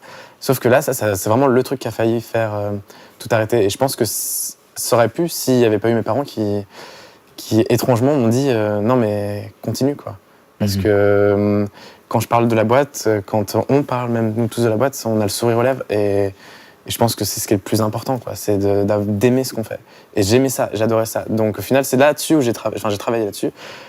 Et j'ai pu passer cette étape-là. Donc vous passez le bac, Ouais, vous l'avez, je l'ai. félicitations. Merci. Vous embarquez dans des études de commerce. Exactement, pareil. Et donc là, effectivement, ça paraît naturel à ce moment-là. Et puis vous allez vous installer en Normandie. Oui, c'est quoi pas naturel, ça. C'est quoi l'idée? L'idée de la Normandie, c'est que mes parents ont une toute petite maison de vacances en bord de mer, au fin fond de la campagne normande. Et l'avantage, c'est qu'il y a un très très grand garage. Donc on peut stocker Les coques. Parce que là, imaginez un peu mes parents, il y en avait dans leur chambre, dans ma chambre, dans le grenier, dans l'escalier. Et le seul endroit où il restait encore de la place, c'était dans le salon, mais je voulais vraiment pas l'envahir parce que j'avais encore un peu... J'étais encore un peu sympa pour mes parents. Et donc je me suis dit, c'est génial, là je peux vivre en plus avec ma copine, on peut vivre tous les deux là-bas. Elle aussi, elle décide d'aller à Caen. Et donc on s'installe à 18 ans, une vie de couple. Qu'est-ce qui vous fait rire? Maintenant, ça me fait rire. À 18 ans, c'est pas un truc qu'on fait forcément à 18 ans, quoi. C'est... comment dirais je suis casé, j'ai mon job. Je suis avec ma copine, on vit ensemble. Mais finalement, c'est ce qu'on voulait et c'est ce que j'avais envie, elle aussi. Et on était bien, on avait notre petite 2 pièces 30 mètres carrés. Donc un grand garage, non chauffé. Donc là, c'était un peu plus compliqué pour l'hiver parce que j'y passais beaucoup de temps. Et l'avantage de l'école de commerce, ce que j'ai pu, c'est passer toutes les après-midi dans ma boîte, parce que j'ai cours que le matin. Là-bas, on a cours que le matin, ça démarre très tôt à 7h et ça finit à 14h. Moi, ça me va parce que je dors pas beaucoup, donc 7h, c'est parfait. Et l'après-midi, j'ai passé de 14h à 21h, du temps à développer la boîte. Et là, c'était vraiment sympa. Et alors là, vous allez avoir une idée, c'est que finalement, vous décidez que ces coques ne vont pas forcément être fabriquées en Chine, comme au départ. Exactement. C'est-à-dire que d'un seul coup, vous allez pouvoir avoir la possibilité de faire quoi? Alors j'avais une problématique. Au début, c'était pas forcément l'envie de fabriquer en France, parce que personne fabriquait les coques en France. Mais c'était plutôt, j'ai plus de place pour stocker. Quand j'achète en Chine, le problème c'est que si je vends pas le produit, les coques de smartphone, ce qu'il faut se dire, c'est que les smartphones, tout le monde on en change tous les 14 mois. Et donc en gros, un smartphone, le smartphone A, 3 ans plus tard, il n'existe plus. Et donc si on a des coques, c'est pour la poubelle. Et ça, par contre, moi, c'est un problème. C'est pas forcément le fabriquer français, c'est de jeter. Le but, c'est de jeter le moins possible ou de recycler au maximum. Et donc là, je me suis dit, il y a peut-être une solution, c'est d'acheter les produits vierges, les imprimer en France pour les expédier. Alors quand on dit imprimer, on parle de ce qu'on appelle les imprimantes 3D. Exactement, parce que au début, c'était juste de l'achat. J'achetais un produit, je le voyais en photo et je le revendais. Après, en Chine, il y a une deuxième étape où moi, j'envoyais mes visuels, ils les imprimaient. Pour moi, ils me les envoyaient et je les revendais. Donc c'était une autre collection. Et moi, je me suis dit, pourquoi leur envoyer mes visuels et pourquoi pas moi imprimer directement dessus. Donc imprimer, ça veut dire fabriquer, on utilise le mot Exactement, imprimer. oui, j'utilise le mot imprimer parce que c'est de l'impression 3D, mais c'est fabriqué. C'est-à-dire qu'en gros, il va y avoir du moulage. J'achète une plaque de plastique, je la mets dans un moule, je moule la coque, après j'imprime par-dessus, j'imprime de l'image, c'est ça le plus complexe aujourd'hui. Et là, ça c'est quelque chose que je voulais faire, et donc j'ai acheté ma première machine avec les bénéfices. Et au niveau de cette machine, 4 000 €, cette machine, je la reçois. Je ne sais pas l'utiliser. Normalement, il faut une formation pour l'utiliser. C'est la catastrophe. J'ai mis à peu près 3-4 mois à m'en servir, à avoir des coques qui ressemblaient à quelque chose. Donc vous le dites avec le sourire, mais ces 3-4 mois, c'est une période de doute? C'est une période où je me suis dit, j'ai investi ce qui me restait, c'est-à-dire la trésorerie de l'entreprise. Au lieu d'acheter des produits, je me suis enquiquiné à acheter une machine. Je sais pas m'en servir. Et surtout, je ne sais même pas si je vais pouvoir vendre les coques, parce qu'à l'époque, j'avais des coques vierges, j'avais la machine, j'avais toutes les technologies, mais je n'avais pas le technicien, quoi. Et donc, je regarde des vidéos, j'essaye de me former tout seul. Et je ne sais pas comment j'ai réussi à le faire. Et là, c'est là où, justement, c'est un grand tournant, parce que j'ai pu personnaliser les coques et donc les fabriquer. Et j'étais un des premiers sites internet à proposer la fabrication qu'on appelle one-to-one, c'est-à-dire en gros, vous m'envoyez une photo et je l'imprime. Et donc l'avantage de ça, c'est qu'il n'y avait pas de stock et une fabrication en France en plus. Le défaut, c'est que ça coûte plus cher, oui, de fabriquer en France, mais ça coûte très cher de stocker et ça coûte très cher de jeter. Et en plus, moi, ça m'énerve de jeter. Donc là, l'avantage, c'est que je ne jetais plus. Et en plus, je fabriquais. Donc c'était le moment le plus sympa. Et ça s'est même ressenti à un moment, 2 mois plus tard, quand j'ai commencé à vendre les produits. 2 mois plus tard, je vais à Paris et je vois une coque que j'avais fabriquée, je m'en souvenais. Et dans le métro, en fait. Je suis dans le métro, je vois quelqu'un qui a une de mes coques. Et là, on ressent quoi? Et là, je me dis, waouh, là, d'un coup, je sais pas, il y a une montée de stress. Je me dis, mais qu'est-ce qui se passe, quoi? C'est possible qu'en face de moi, quelqu'un ait une de mes coques. Et mes clients étaient anonymes, et là, j'en voyais un, quoi. Et maintenant, pour vous dire, je suis allé au cinéma il y a 5 mois, et j'ai vu une de mes coques au cinéma aussi, un acteur qui avait une de mes coques. Et c'est pareil. Un acteur dans un film? Un acteur dans un film, ouais, c'était très drôle. Mais c'est juste des petites choses, des petits moments, et qui font que c'est vraiment, il y a de l'humain derrière. Parce que c'est ça le problème avec Internet, c'est qu'on dématérialise tout. Guillaume, un mot sur cette aventure? Moi, je trouve ça génial. C'est de l'ingéniosité et je pense que d'arriver à faire grandir, à trouver des solutions. Le coup d'aller en Normandie pour utiliser les 150 mètres carrés de garage, c'est super chouette et preuve de beaucoup d'ingéniosité, je trouve. Bon, on verra que quand on est créatif, c'est nature finalement, et que voilà, c'était votre première idée, mais finalement, vous continuez de l'adapter. Il y a quelque chose qui vous a inspiré. On va en parler dans un instant, que vous avez vu dans la rue. Et là aussi, c'est très original. Alors, Philippine, je rappelle que effectivement, au moment où vous avez 15 ans, vous prenez des cours en seconde pour créer donc une mini-entreprise. Et finalement, vous gagnez un concours. Du coup, c'est médiatisé. Et votre idée, c'est que les professeurs puissent faire l'appel, mais de manière numérique. Donc une fois qu'on a l'idée, il faut que ça soit concret, il faut que ça marche, il faut que ça existe. Puis après, il faut trouver des clients, il faut qu'il y ait des écoles qui acceptent de s'en servir. Mmh. Donc sur votre chemin, il va y avoir quoi en fait? C'est-à-dire que vous avez gagné ce concours, ok, vous êtes médiatisé. De quelle manière à ce moment-là? Alors, un peu avant, donc 2 mois après mon concours, j'ai été repérée, contactée par une grande marque. Ils me disent, nous, on aime vraiment bien votre idée. Qu'est-ce qu'on peut faire pour vous? J'ai dit, si vous êtes intéressé, ça prouve qu'il y a un intérêt derrière. Et donc, on aurait besoin de développeurs, donc de gens qui pourraient coder notre application Et donc, ils m'ont envoyé une liste de 500 entreprises parisiennes qui font du développement informatique. Et donc, j'ai pris celle qui avait le nom le plus sympa. Et c'est grâce à eux que l'application existe et qu'elle peut être utilisée aujourd'hui dans des établissements scolaires. Ouais. Alors, il va y avoir un test, c'est ça? Tout à fait. Alors, le test va avoir lieu où? Dans mon établissement scolaire, pendant 6 mois, début 2016. Où les retours sont très positifs. Alors, de manière concrète, parce qu'on a vu un peu l'idée, de manière concrète, donc, le professeur entre en classe, il a son téléphone. Voilà. Et il ouvre notre application, il appuie sur « Faire l'appel » et l'appel est fait en moins de 4 secondes sur une classe de 30-35 élèves. C'est-à-dire que tous les élèves qui sont là, voilà. qui ont un téléphone, qui ont un porte-clés connecté. Un porte-clés, on n'est pas obligé d'avoir un téléphone. Voilà. Sont notés présents et ceux qui sont absents sont notés absents, forcément. Et donc cette liste est envoyée ensuite à l'administration de l'école. Donc ça va être médiatisé? Ça va être très fortement médiatisé d'ailleurs, et surtout que la médiatisation n'était pas du tout voulue. C'est-à-dire, ça s'est passé comment? En fait, on était au repas de Noël en famille, et mon oncle me dit Philippine, c'est sympa, le test, comment ça marche, etc. Il me dit ça serait sympa quand même que tu fasses connaître ton projet.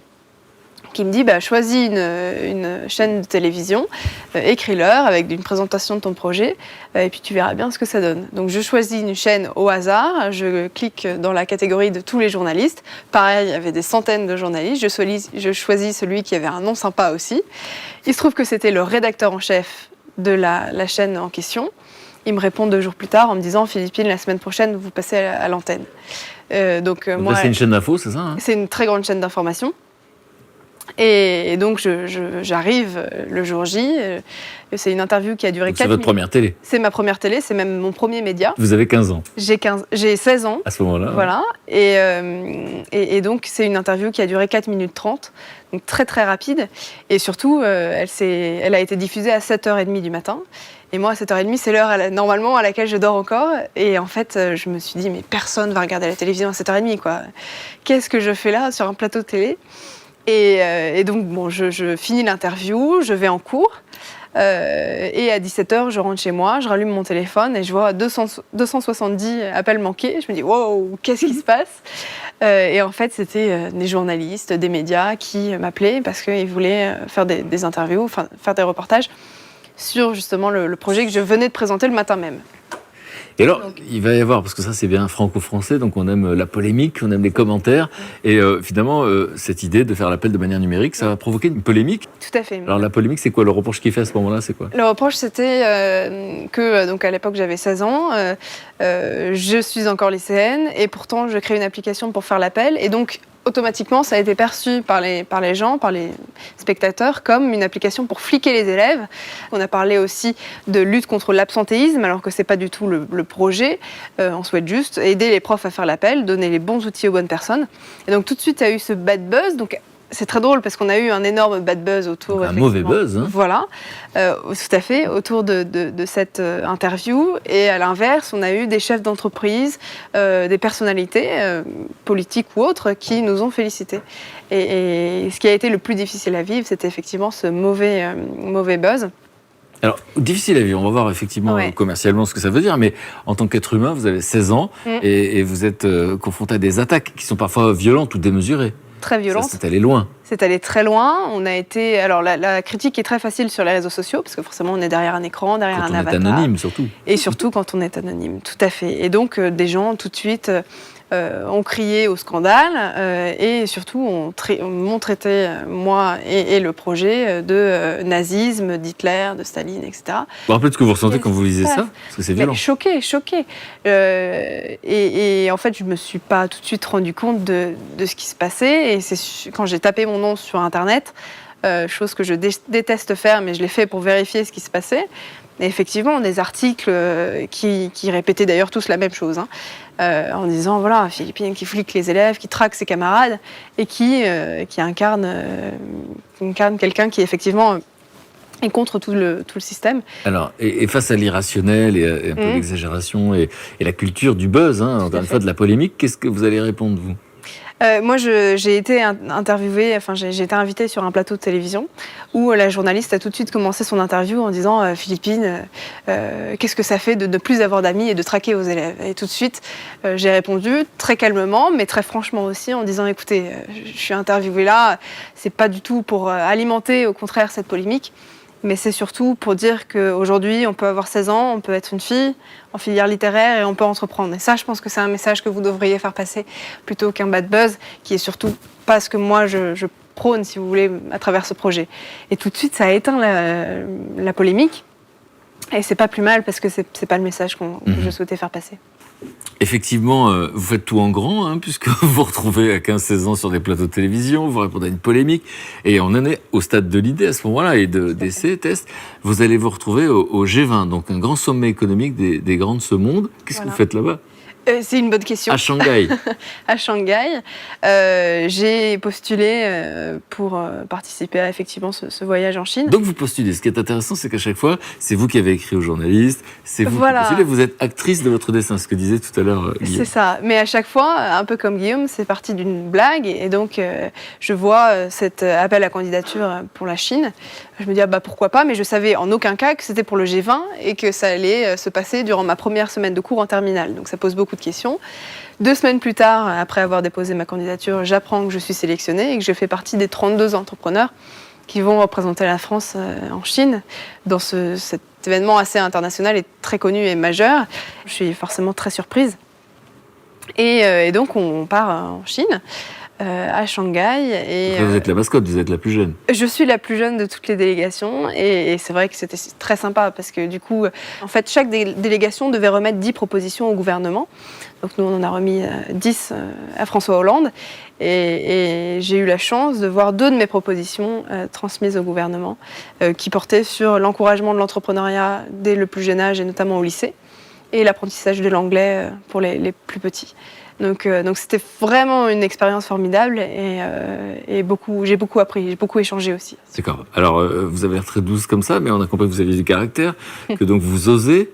Et donc comment ça s'est passé ? Vous avez rencontré en chair et en os François Hollande, vous avez eu l'occasion de parler de votre projet ? Tout à fait, oui. J'ai participé à une conférence internationale à Paris l'année dernière, dont il était l'un des représentants, l'un des parrains. Et donc, il a invité toutes les personnes qui ont un peu marqué l'année 2016 grâce à ces conférences. Et donc, j'ai été invitée à l'Élysée, et je l'ai rencontré et je lui ai présenté mon application. Je ne suis pas sûre qu'il ait tout compris, mais en tout cas... Qu'est-ce qui vous fait penser ça ? Parce que je lui ai dit, voilà, vous savez, aujourd'hui... Donc, je suis partie du constat. Je lui ai dit, aujourd'hui, les enseignants perdent plus de 28 heures par an à faire l'appel. Alors, il dit, oui. Et je ne suis pas sûre qu'il le savait ou qu'il avait compris. Bon, bref. Mais en tout cas, c'était très sympa. Et être reçu dans ce lieu présidentiel, c'est quand même assez impressionnant. Qu'est-ce qu'on se dit à ce moment-là ? On se demande d'abord ce qu'on fait là. C'est quoi, c'est un truc de légitimité ? Oui, et puis je crois que c'est aussi un peu l'innocence d'une adolescente qui arrive là, à l'Élysée, qui parle à François Hollande. On se dit, mais qu'est-ce qui se passe, quoi ? Bon, et vous faites la couverture de là, c'est pareil, vous avez 17 ans ? Oui, en couverture d'un grand magazine que je lisais moi, que je recevais. Et c'est assez incroyable parce que, déjà apparaître dans un magazine, c'est quand même assez impressionnant. Mais là, être en couverture et se voir, quand on va dans une maison de presse, par exemple, se voir sur les étalages, on se dit, ah ouais, quand même, assez incroyable. Donc non, c'est une expérience vraiment, vraiment géniale. Et le vivre en étant encore mineur, c'est génial. Ouais. Et alors, on en est où aujourd'hui ? Alors aujourd'hui, donc, j'ai 18 ans, ce qui change un peu beaucoup de choses dans le rapport à l'entreprise, comme tu le disais, Louis, tout à l'heure. Cette année, on a fait des tests dans différents établissements scolaires. On a vraiment repoussé au maximum les limites de notre fonctionnalité d'appel. On a travaillé avec des enseignants, des chefs d'établissement, des parents d'élèves et des élèves pour renforcer notre produit. Et donc, on commence la commercialisation dès septembre. D'accord, donc voilà. Ça c'est quoi ? Ce sont des établissements privés qui vont faire appel à vous ? Oui, dans un premier temps ? notre marché, c'est effectivement premièrement des établissements privés. Et les établissements publics, non, pour quelle raison ? Dans les établissements publics, il faut passer par l'éducation nationale, les mairies, les collectivités territoriales, les départements. Et donc en fait, quand vous voulez installer un nouveau système dans un établissement scolaire public, ça met des mois et des mois. Et aujourd'hui, on a à peu près 2000 établissements privés qu'on souhaite toucher. Et peut-être, avec espoir, un jour, s'installer dans les établissements publics. Et est-ce que ça existe ailleurs dans le monde, quelque chose qui ressemble? Non, aujourd'hui, vous avez des applications qui vous permettent, en tant qu'enseignant, de faire l'appel en touchant les photos ou les noms des élèves, mais ce qui n'apporte aucun gain de temps et aucun aspect de sécurité. Et là, on est en train de travailler avec le ministère de l'Éducation nationale et de l'Intérieur pour justement gérer tous ces aspects sécuritaires dans les établissements scolaires. Donc aujourd'hui, avec toutes les problématiques liées aux attentats, liées aux alertes diverses et variées, vous pouvez localiser les enfants, savoir combien ils sont, combien il y a de blessés, grâce à ce porte-clés connecté. Donc ça, c'est très important parce que ce sont des informations qui peuvent être remises aux forces de l'ordre et aux pompiers, et donc qui peuvent permettre également de gérer une situation de crise rapidement. Voilà, donc moi j'ai pas l'impression de parler à une jeune fille de 18 ans, hein, vous en êtes consciente. Vous non plus. C'est sûr qu'elle a une maturité qui est impressionnante. Et un vocabulaire très approprié, et ça démarre quand même par un projet d'une entreprise fictive dans un cours à l'école en seconde. Tout à fait. Moi je voulais juste savoir ce que ça faisait à Louis d'être assis à côté d'une des femmes les plus influentes. C'est pas mal, moi je trouve. C'est un super parcours en tout cas. Ouais, c'est très gentil. Ouais, Qu'est-ce qui vous étonne le plus, ce qui vous plaît le plus dans ce que vous entendez? C'est la motivation pour quelque chose en fait qui au début c'était juste un petit projet, et se dire je vais jusqu'au bout, j'ai rien à perdre. Ce que tu as, c'est que tu gagnes beaucoup de choses à rencontrer ces personnes, à rien qu'être dans ce magazine-là, rien que pour toi aussi ça fait de la confiance en soi, puis c'est très enrichissant parce que c'est aussi un bagage, c'est-à-dire que on a beau avoir un bac, on a un bac plus quoi, parce qu'on a un bac plus entrepreneur. Moi, j'ai pas encore mon bac, c'est en ce moment, mais effectivement, ce que tu dis, c'est... Et c'est presque anachronique, non, de passer des examens du bac, parce que je rappelle que les études sont censées nous préparer à la vraie vie, et que vous êtes déjà dans la vraie vie. Oui, c'est vrai. Il y a quelque chose d'étrange, non? Il y a un vrai décalage, et je le vois d'ailleurs avec mes camarades, qui sont vraiment... Voilà, Ils n'ont pas rencontré le président de la République, ils n'ont pas été à Shanghai. C'est ça, voilà. Mais qui surtout ont, voilà, je pense que la différence majeure, c'est surtout la maturité, où je me sens un peu, enfin vraiment même différente de tous mes camarades. Mais je trouve aussi que c'est quand même génial d'avoir un pied sur terre en étant toujours au lycée, en devant réviser pour le bac, parce que ça me permet d'être aussi dans la vraie vie. Voilà. Et comment ça se passe auprès des camarades? Est-ce que vous êtes inspirante ou complexante pour les camarades, pour les jeunes? Les deux, vraiment les deux. Lors de la première interview télévisée, donc qui a fait énormément de buzz et de vues, du jour au lendemain, la majorité de mes amis, enfin celles que je pensais être mes amis, se sont retournées et sont devenus jaloux en fait. Par exemple, le lendemain de cette interview, je suis arrivée en classe, on était sur toute une rangée, et donc là où il y avait normalement toutes mes amies, donc je m'installe et d'un coup, toutes mes amies se mettent au fond de la classe et donc me laissent toute seule sur la rangée. Et j'ai énormément grandi avec cette image et cette expérience parce que je me suis dit, les gens ont une vision du succès aujourd'hui ou de l'ambition qui est assez... voilà, l'ambition est mal vue aujourd'hui. Et vous en avez parlé? Elles vous ont dit quoi? C'est quoi les arguments? Parce que je comprends même pas l'attitude en fait. Oui, mais je crois, en fait, elles disent que j'ai pris la grosse tête. Et pourtant, je pense et Vous j'espère... n'aviez pas eu le temps de la prendre en fait, parce que c'était le lendemain de l'interview. Mais c'est ça. Techniquement, c'était pas possible. Exactement. Et du coup, et je pense qu'encore aujourd'hui, j'ai les pieds sur terre. Et ça a été forcément difficile à vivre. Et donc voilà, il y a eu des réactions comme ça, il y a eu des messages, il y a eu des joutes verbales aussi, mais qui, moi, m'ont fait énormément grandir. De votre côté, c'est perçu comment par les jeunes de votre âge? Sans avoir vécu de bad buzz, moi, c'était un peu différent, mais c'est des gens qui sont devenus amis avec moi, alors que je ne voulais pas qu'ils soient amis avec moi, parce que c'était pas des gens qui étaient amis pour moi, mais juste par l'intérêt. Et c'est très troublant parce que... Ça change le rapport des gens. Ça change, et surtout quand on a 16, 17 ans, parce que c'est la période où socialement, on se construit, hein, et c'était pas encore terminé pour moi, je pense. Et c'est là où ça a été plus complexe, des gens qui se rapprochent, et puis d'autres qui savent plus trop, qui se disent, en fait, lui, il est peut-être pas comme nous, mes vrais amis, en fait, qui disaient, il y en a qui sont restés, puis d'autres qui se sont dit, on va peut-être, vu que les autres s'approchaient, on va dire les stars du lycée s'approchaient un peu plus de lui, on va le laisser avec eux. Et en fait, au final, on se retrouve vite tout seul ou trop entouré. Enfin, c'est un peu... On a tout le monde, mais à la fin, quand on appelle quelqu'un, par exemple, quand on a un problème, on va avoir pas grand monde. J'avais encore des amis, heureusement, des amis qui sont restés vraiment jusqu'au bout, mais j'ai surtout plein de nouvelles personnes qui sont intéressées. Et là, c'est très mauvais parce que la difficulté, c'est que je ne m'en suis pas rendu compte tout de suite. Et Les gens sont intéressés par ton succès, en fait. ou c'est par ça, le les fait gens que sont, tu passes- sont intéressés par le succès, alors que moi, c'est quelque chose qu'au lycée, on s'en moque. Enfin, je veux dire, le bien succès, c'était devenu trop. Et bon, je préfère avoir vécu ce que j'ai vécu, parce que c'est vrai que ça a l'air d'être assez violent au niveau du bad buzz, mais même quand ça se passe bien, ça se passe pas bien au final. Ouais, Ça peut ouais. te rassurer. Et donc, du coup, votre papa, dont on a dit tout à l'heure effectivement qu'il était syndicaliste, CGT, qui pendant longtemps était là pour préserver les droits des Toujours, ouvriers face au patronat. Et là, vous êtes patron. Combien vous êtes de collaborateurs?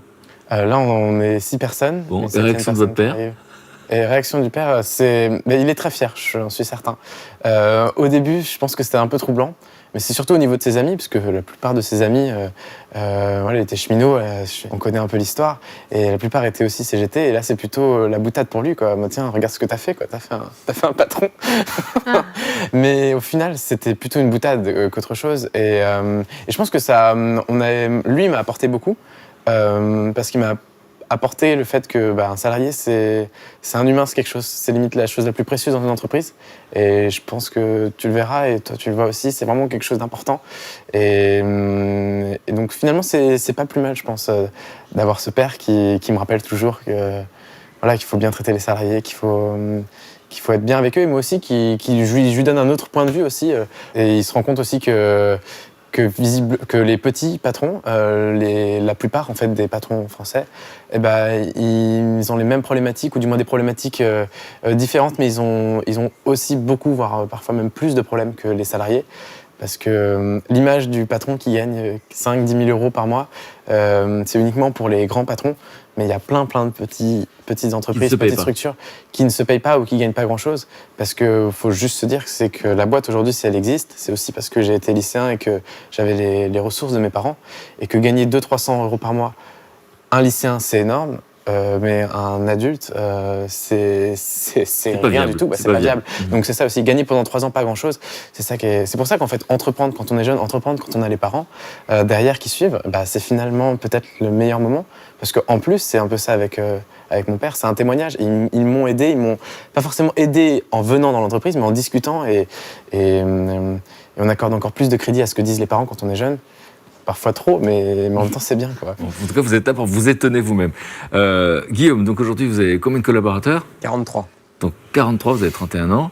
Et donc vous avez l'admiration de Louis, qui se dit bientôt, voici le prochain challenge. Ouais. Vous avez dit 8 millions de chiffre d'affaires, quelque chose comme ça, c'est ça? Ouais, exactement. Et donc, le nouveau challenge, c'est quoi? C'est des slips pour femmes? Oui, on a lancé une gamme femmes récemment. Non, le challenge, c'est... on porte un message qui est quand même un vrai message de société, de dire qu'on peut revenir à de la fabrication française, principalement grâce à Internet, fabriquer 4-5 fois plus cher que fabriquer en Afrique du Nord ou à l'autre bout du monde, et arriver à vendre principalement sur Internet pour enlever les intermédiaires. Donc ça, je pense, un nouveau modèle de société.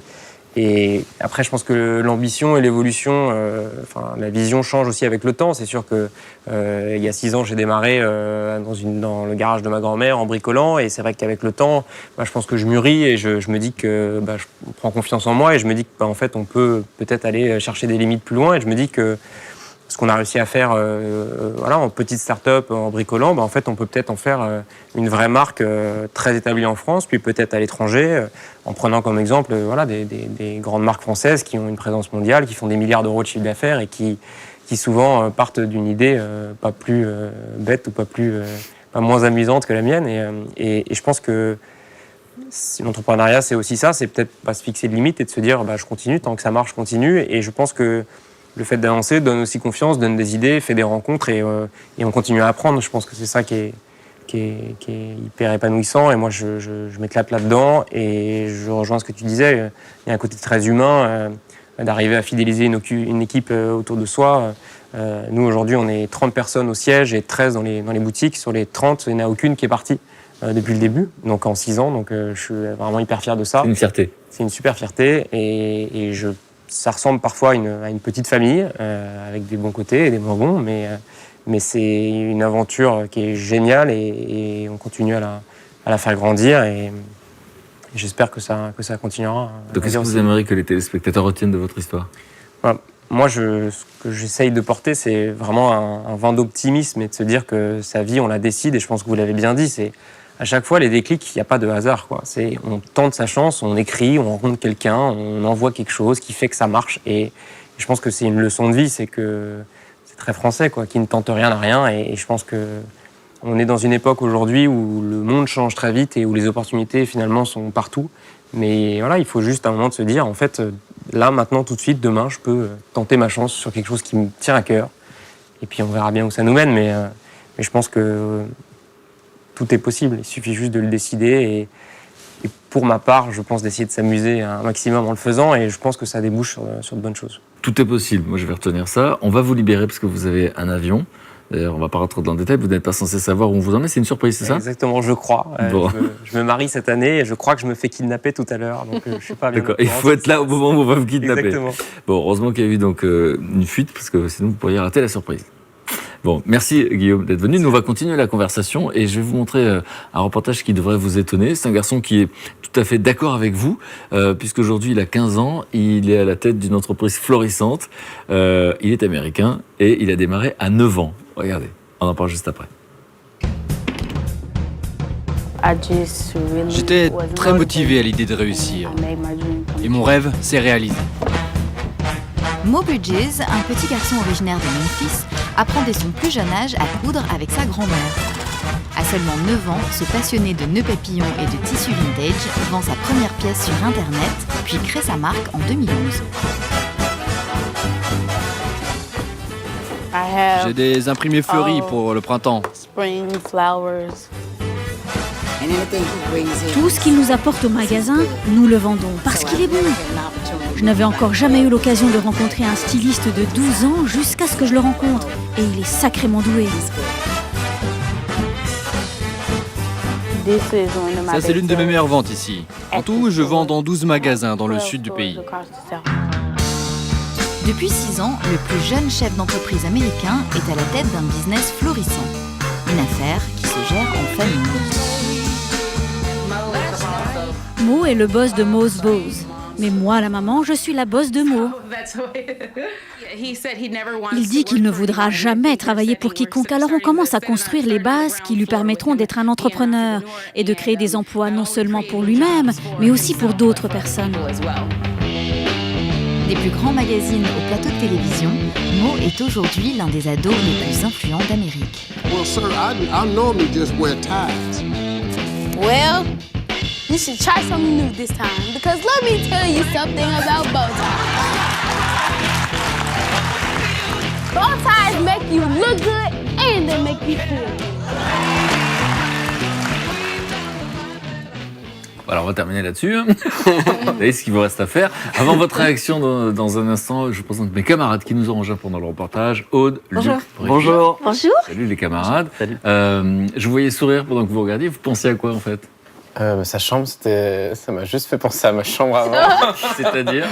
Les cartons, les meubles, les tiroirs partout. Et il y en avait, je pense, sous le lit. Enfin, moi, j'ai regardé surtout ça, en fait. C'est la première chose que j'ai regardée et c'est...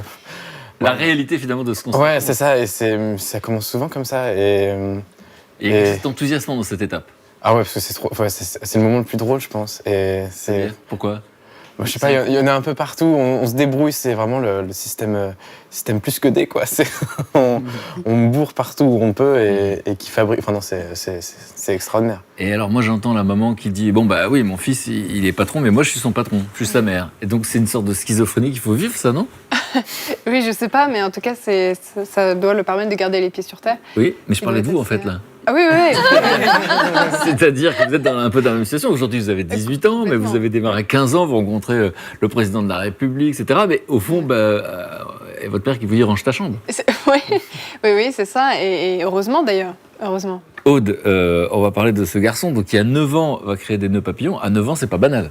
Non, c'est pas banal. Et alors, ce sont des stars américaines qui l'ont inspiré. Luc a quelques photos, alors vous devez reconnaître Fred. Justin. Eh ben, je suis pas sûr de. Justin Bieber. D'accord, c'est lui donc. Et alors, Je connaissais attention, la deuxième, là c'est plus compliqué. Moi je les connaissais pas, j'avoue. Jonas Brothers. Moi non plus. Vous les connaissez? Oui, Jonas Brothers, c'est ça? Les Jonas Brothers. Voilà, on voit quand même qu'il y a une petite. Tu les connais, toi? Je lis Mickey et dans Mickey, on les voit. Ah voilà, exactement. Alors, donc c'est beaucoup les jeunes filles qui aiment ce copain, Brigitte. Donc tout est cohérent. Voilà.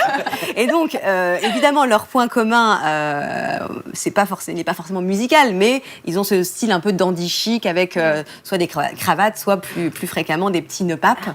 Et donc lui, Mo, il adorait ça et ça lui rappelait son grand-père, parce que son grand-père, il était toujours tiré à 4 épingles, même pour aller manger au fast-food, il mettait son petit costume et ses petits nœuds papes. Donc il se dit à 9 ans, moi aussi, je vais porter des nœuds papes. Il part en quête de modèles et il trouve que des choses assez vieillottes. Comme Louis, en fait, quand vous allez créer les coques de téléphone, parce que vous les trouvez moches sur le marché. Et bien là, c'est exactement la même idée. Et il revient chez sa mère et lui dit, maman, je ne mettrai pas, je ne mettrai pas ça à mon cou. I won't put that on my neck. Maybe l'accent anymore. Les vrais hommes portent leur propre création.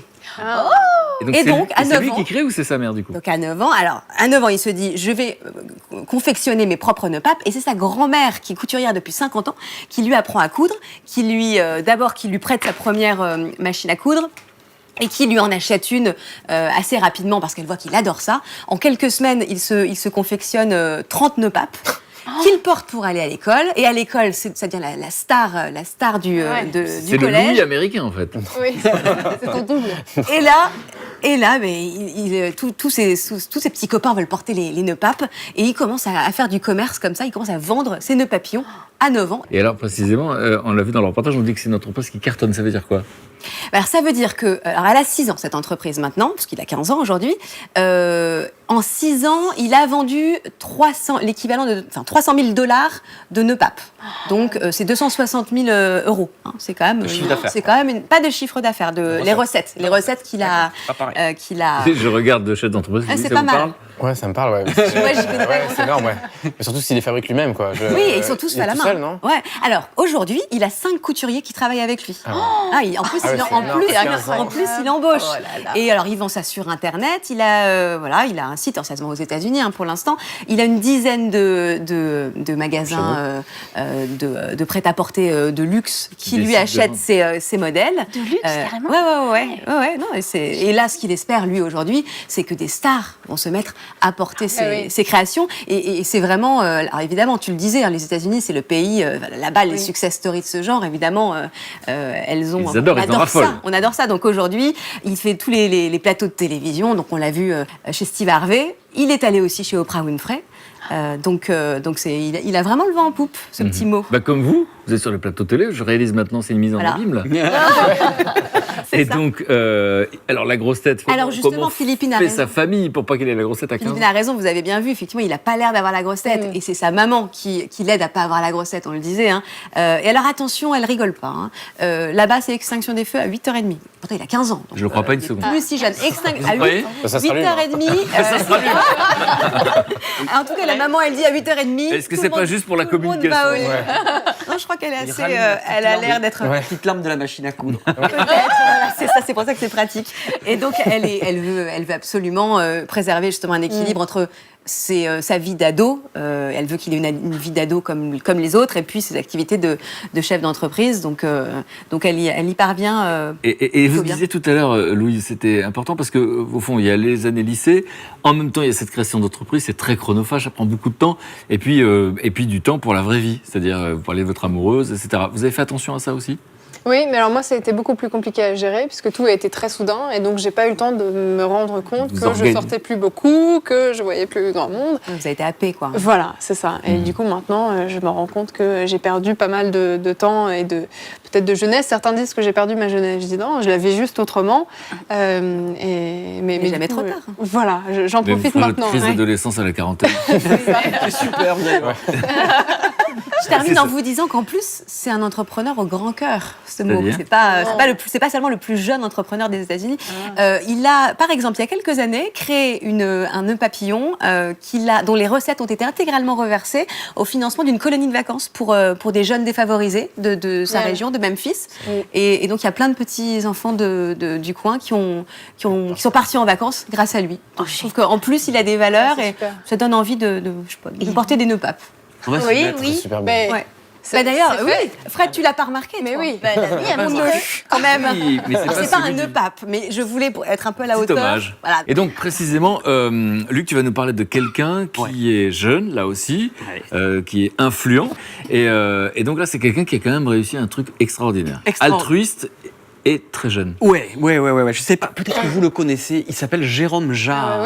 Ah bah voilà. Alors justement, est-ce que les jeunes peuvent nous dire qui c'est avant que Luc, qui est toujours très jeune, nous en parle? Très jeune. Oui, Jérôme Jarre, c'est Au départ, avant de savoir ce qu'il a fait, au départ. C'est un youtubeur qui fait beaucoup de vidéos, un peu comme Rémi Gaillard en France. Voilà, il me semble. exactement. Donc beaucoup de blagues.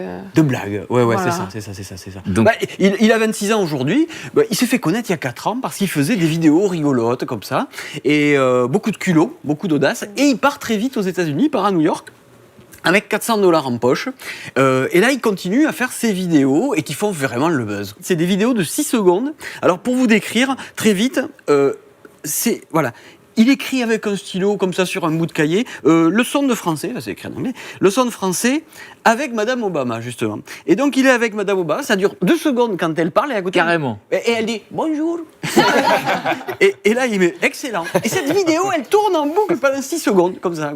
Si je vous l'aurais montré, ça marcherait pas. J'ai préféré vous la décrire tellement ça va vite. Qui d'autre alors, à part Oh là là, il a eu tout un tas de stars, puis des gens dans la rue, des kidams, des situations un peu cocasses. Il a vraiment du culot. Et donc, il est devenu très influent, comme vous le disiez, sur les réseaux sociaux. Et puis, en mars dernier, il apprend qu'il y a, dans l'Afrique de l'Est, une famine impressionnante et qui prend de plus en plus d'ampleur. Et là, du coup, il décide de publier sur les réseaux sociaux une vidéo, il se filme, et je vous propose d'en regarder un extrait. Il y a 20 millions de personnes en Afrique de l'Est qui n'ont plus d'eau, n'ont plus de bétail, n'ont plus de nourriture et qui s'apprêtent à vivre la pire famine. Et les médias en parlent très peu. Pourtant, l'ONU a déclaré que ce serait la plus grosse crise humanitaire depuis la Seconde Guerre mondiale. La réalité, c'est qu'on peut se mobiliser, on peut chercher des solutions, on peut essayer, surtout avec les réseaux sociaux. On est tous sur les réseaux sociaux. Pas que nous, aussi les entreprises d'eau, les entreprises de nourriture, les compagnies aériennes qui peuvent transporter... Alors, ça va paraître fou pour pas mal de personnes, mais... Et si on trouvait un avion et qu'on le remplissait de nourriture, qu'on le remplissait d'eau et qu'on l'envoyait là-bas en Somalie? Voilà, il a posé la question. Son idée, elle est un peu folle. C'est l'idée de mobiliser une Love Army for Somalia, une armée de l'amour pour la Somalie, et d'affréter un avion pour pouvoir acheminer de l'aide humanitaire et de la nourriture. Et alors la question évidemment, c'est est-ce que ça a marché? Alors cette vidéo a été extrêmement vue. À l'heure où on se parle aujourd'hui, rien que sur sa page Facebook à lui, 2 millions de vues, c'est quand même pas mal. Et le même jour, une compagnie aérienne a décidé de dire « Ok, moi je suis partant ». Ok, et donc il a récolté de l'argent aussi. Alors, voilà, le truc c'est que comme il est très influent sur les réseaux sociaux, il a plein de copains comme lui qui sont des malinous, qui se baladent comme ça. Qui contactent des gens. C'est viral, comme on dit. Moi je connaissais pas, ça s'appelle des influenceurs, je ne connaissais pas ce terme. Et puis il a fait appel aussi à des personnalités. Et il a réussi à toucher tout un tas de gens. Alors, déjà, star parmi les stars, pour moi, en tout cas, Ben Stiller. Ben Stiller, très engagé, on connaît tous, Marie à tout prix, Mon beau-père et moi, Zoolander, pour ne citer que ses films. Et donc, en quelques jours, il récupère plus de 2 millions d'euros. Il faut le faire quand même. Et donc, Ben Stiller... c'est le gamin qui faisait des blagues sur Internet, voilà, c'est ça qui est important. C'est ça. Le mec qui prend conscience d'un truc, il se dit, il faut donner du sens, quoi. Plus proche de nous en France, c'est Elise Moon, par exemple, qui a sensibilisé au truc. Omar Sy, le roi de la punchline, qui lui envoie ce message que j'ai trouvé super. Il lui dit « Merci à toi, mon pote, bravo. Dans ce monde, la solidarité est le remède. » Et il va arriver à convaincre, on va dire, 91 000 donateurs, chacun, à donner, que ce soit des célébrités ou pas, tout un chacun. Voilà. Et il va aller sur place lui-même, je crois qu'il va passer du temps. Ça, on est à la mi-mars, le 27 mars, le premier avion part. C'est quand même dingue. C'est quand même fou. Premier avion part avec 60 tonnes de nourriture. Et ça marche tellement bien en termes d'argent qu'il arrive à récolter pour financer tout ça que quelques semaines plus tard, un deuxième avion part pour acheminer de la nourriture. Et donc l'aide concrètement consiste en quoi? C'est de la nourriture, de l'eau? Voilà, de la nourriture en fait, la farine, de la nourriture de première nécessité, de l'huile, du sucre, et puis aussi il fait acheminer de l'eau pour les personnes sur place. Et combien de bénéficiaires? Alors aujourd'hui, ils viennent en aide à 30 000 personnes. 30 000 personnes, c'est quand même... Donc un gamin de 20 combien? 26 ans. 26 ans qui décide d'aider, qui va mobiliser une communauté internationale et qui va aider 30 000 personnes. 30 000 personnes. Alors lui, il en a conscience, hein, il dit c'est une goutte d'eau quelque part, parce qu'il y aurait 20 millions de personnes à aider. Bon, voilà. Mais et, bon, donc, et donc du coup, ce qui est paradoxal, c'est que on a d'abord forcément admiratif, mais il va être critiqué parce qu'il fait ça de manière très spontanée, très naïve. Voilà, il va être critiqué par certains internautes, certains humanitaires qui disent attendez, vous y connaissez rien dans ce que vous faites, et puis vous vous faites en gros un bon coup de pub, quoi, voilà, pour votre notoriété. Bon, moi je trouve que quelque part, dans l'absolu, là, le coup de pub, il en a pas forcément besoin, sa notoriété, elle était déjà faite. Ouais. Les humanitaires lui disent attention, quand vous faites comme ça, quand vous amenez comme ça des denrées, est-ce que vous n'êtes pas en train de fragiliser des économies locales qui sont déjà fragiles? On n'amène pas du riz si là on produit du riz et qu'il faudrait aider les paysans locaux. Il en convient. Du coup, il reconnaît sa maladresse de jeunesse. Il reconnaît sa maladresse.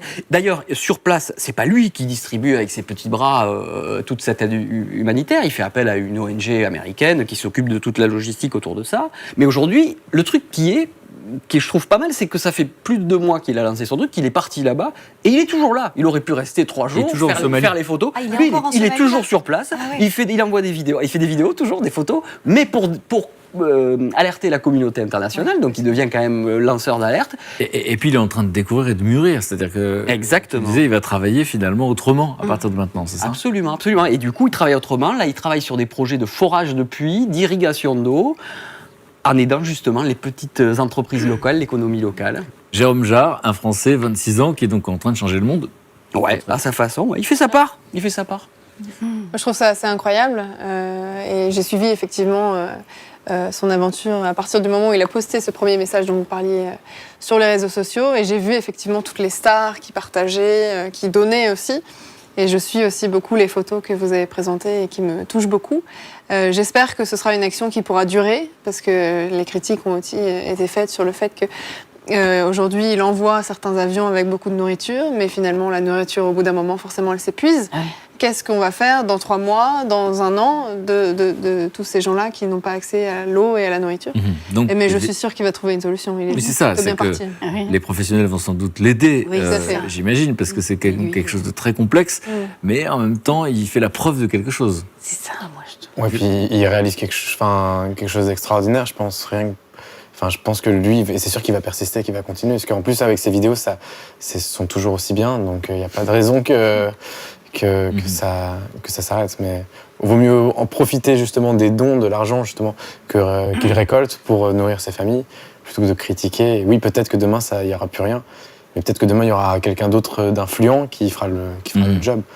Ça peut aussi être vu comme ça. Et puis entre faire un peu et faire rien du tout, il a fait son choix. Finalement, n'ayez pas peur de l'échec, il y en a qui se plantent jamais, mais c'est ceux qui font rien. Voilà, ça c'est la règle de base, il faut savoir. C'est vrai.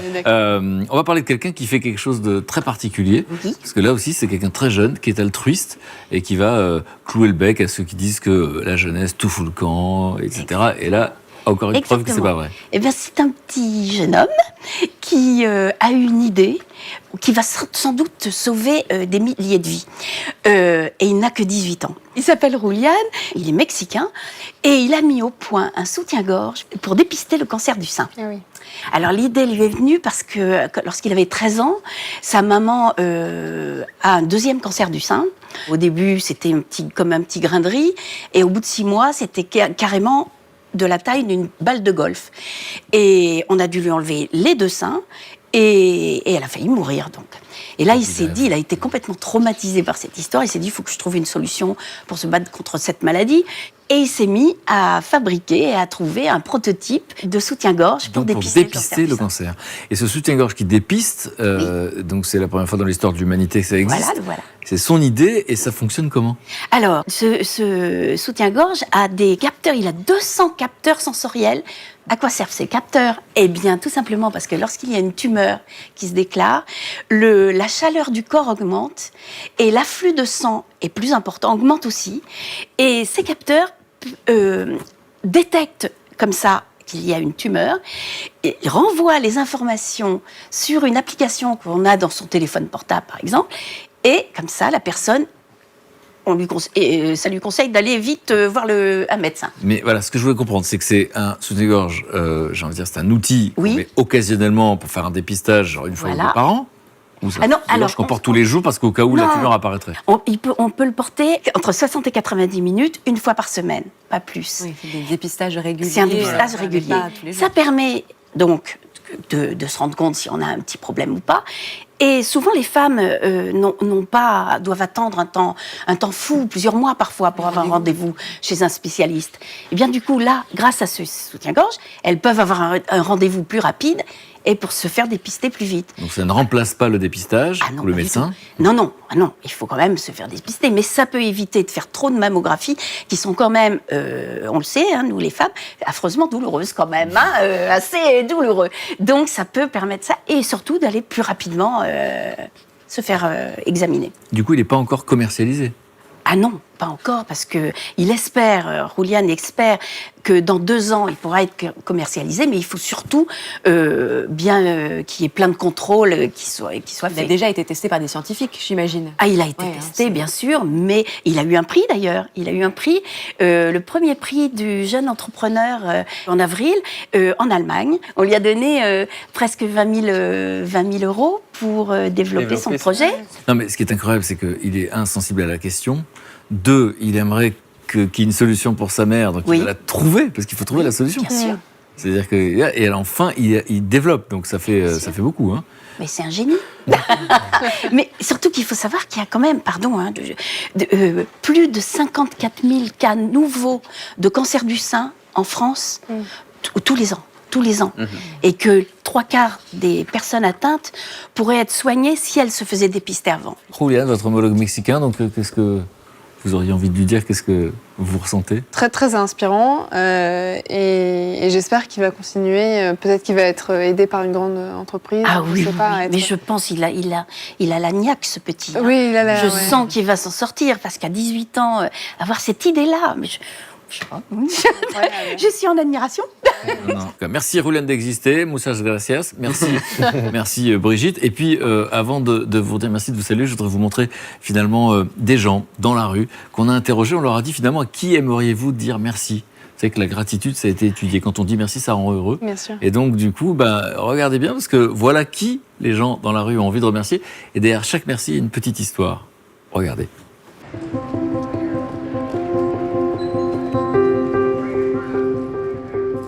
Je voudrais dire merci à mon épouse, celle qui me donne l'envie de me battre chaque jour. Voilà, merci Aline.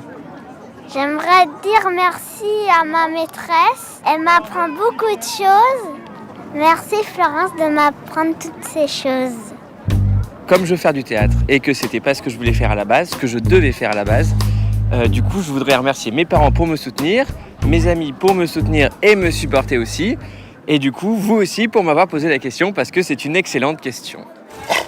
I want to thank my parents for taking me on this journey. J'aimerais remercier d'abord ma mère, ensuite toutes les mamans qui ont participé à notre éducation dans la cité, en Guadeloupe, dans notre résidence, parce que nous sommes toujours liés. Ça a été plusieurs mamans qui nous ont suivis et qui sont toujours là. Je voudrais remercier mes maîtres de me nourrir, bien qu'ils ont tendance à me faire une voix assez ridicule qui est très loin de la réalité. Je remercie les gens qui n'ont pas cru en moi et qui ne m'aimaient pas trop, parce qu'en fait, ça m'a appris à être plus fort. La résilience, c'est se servir des mauvaises choses de la vie pour s'endurcir. Donc je remercie tous les gens qui ne m'aiment pas et qui n'ont jamais cru en moi, pour leur montrer justement qu'on peut y arriver. Et je les embrasse. Comme ça, voilà.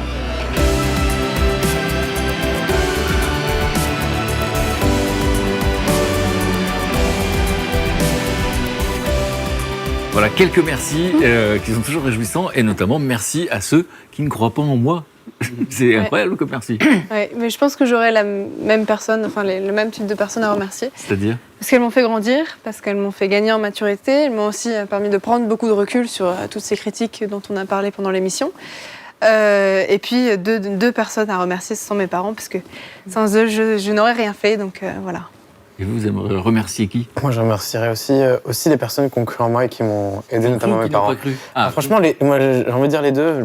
Oui, parce que c'est vrai que les personnes qui ont cru en moi, mes parents, ma copine ou même mon entourage vraiment proche, mes potes, et les premiers clients aussi, parce que c'était pas forcément simple de...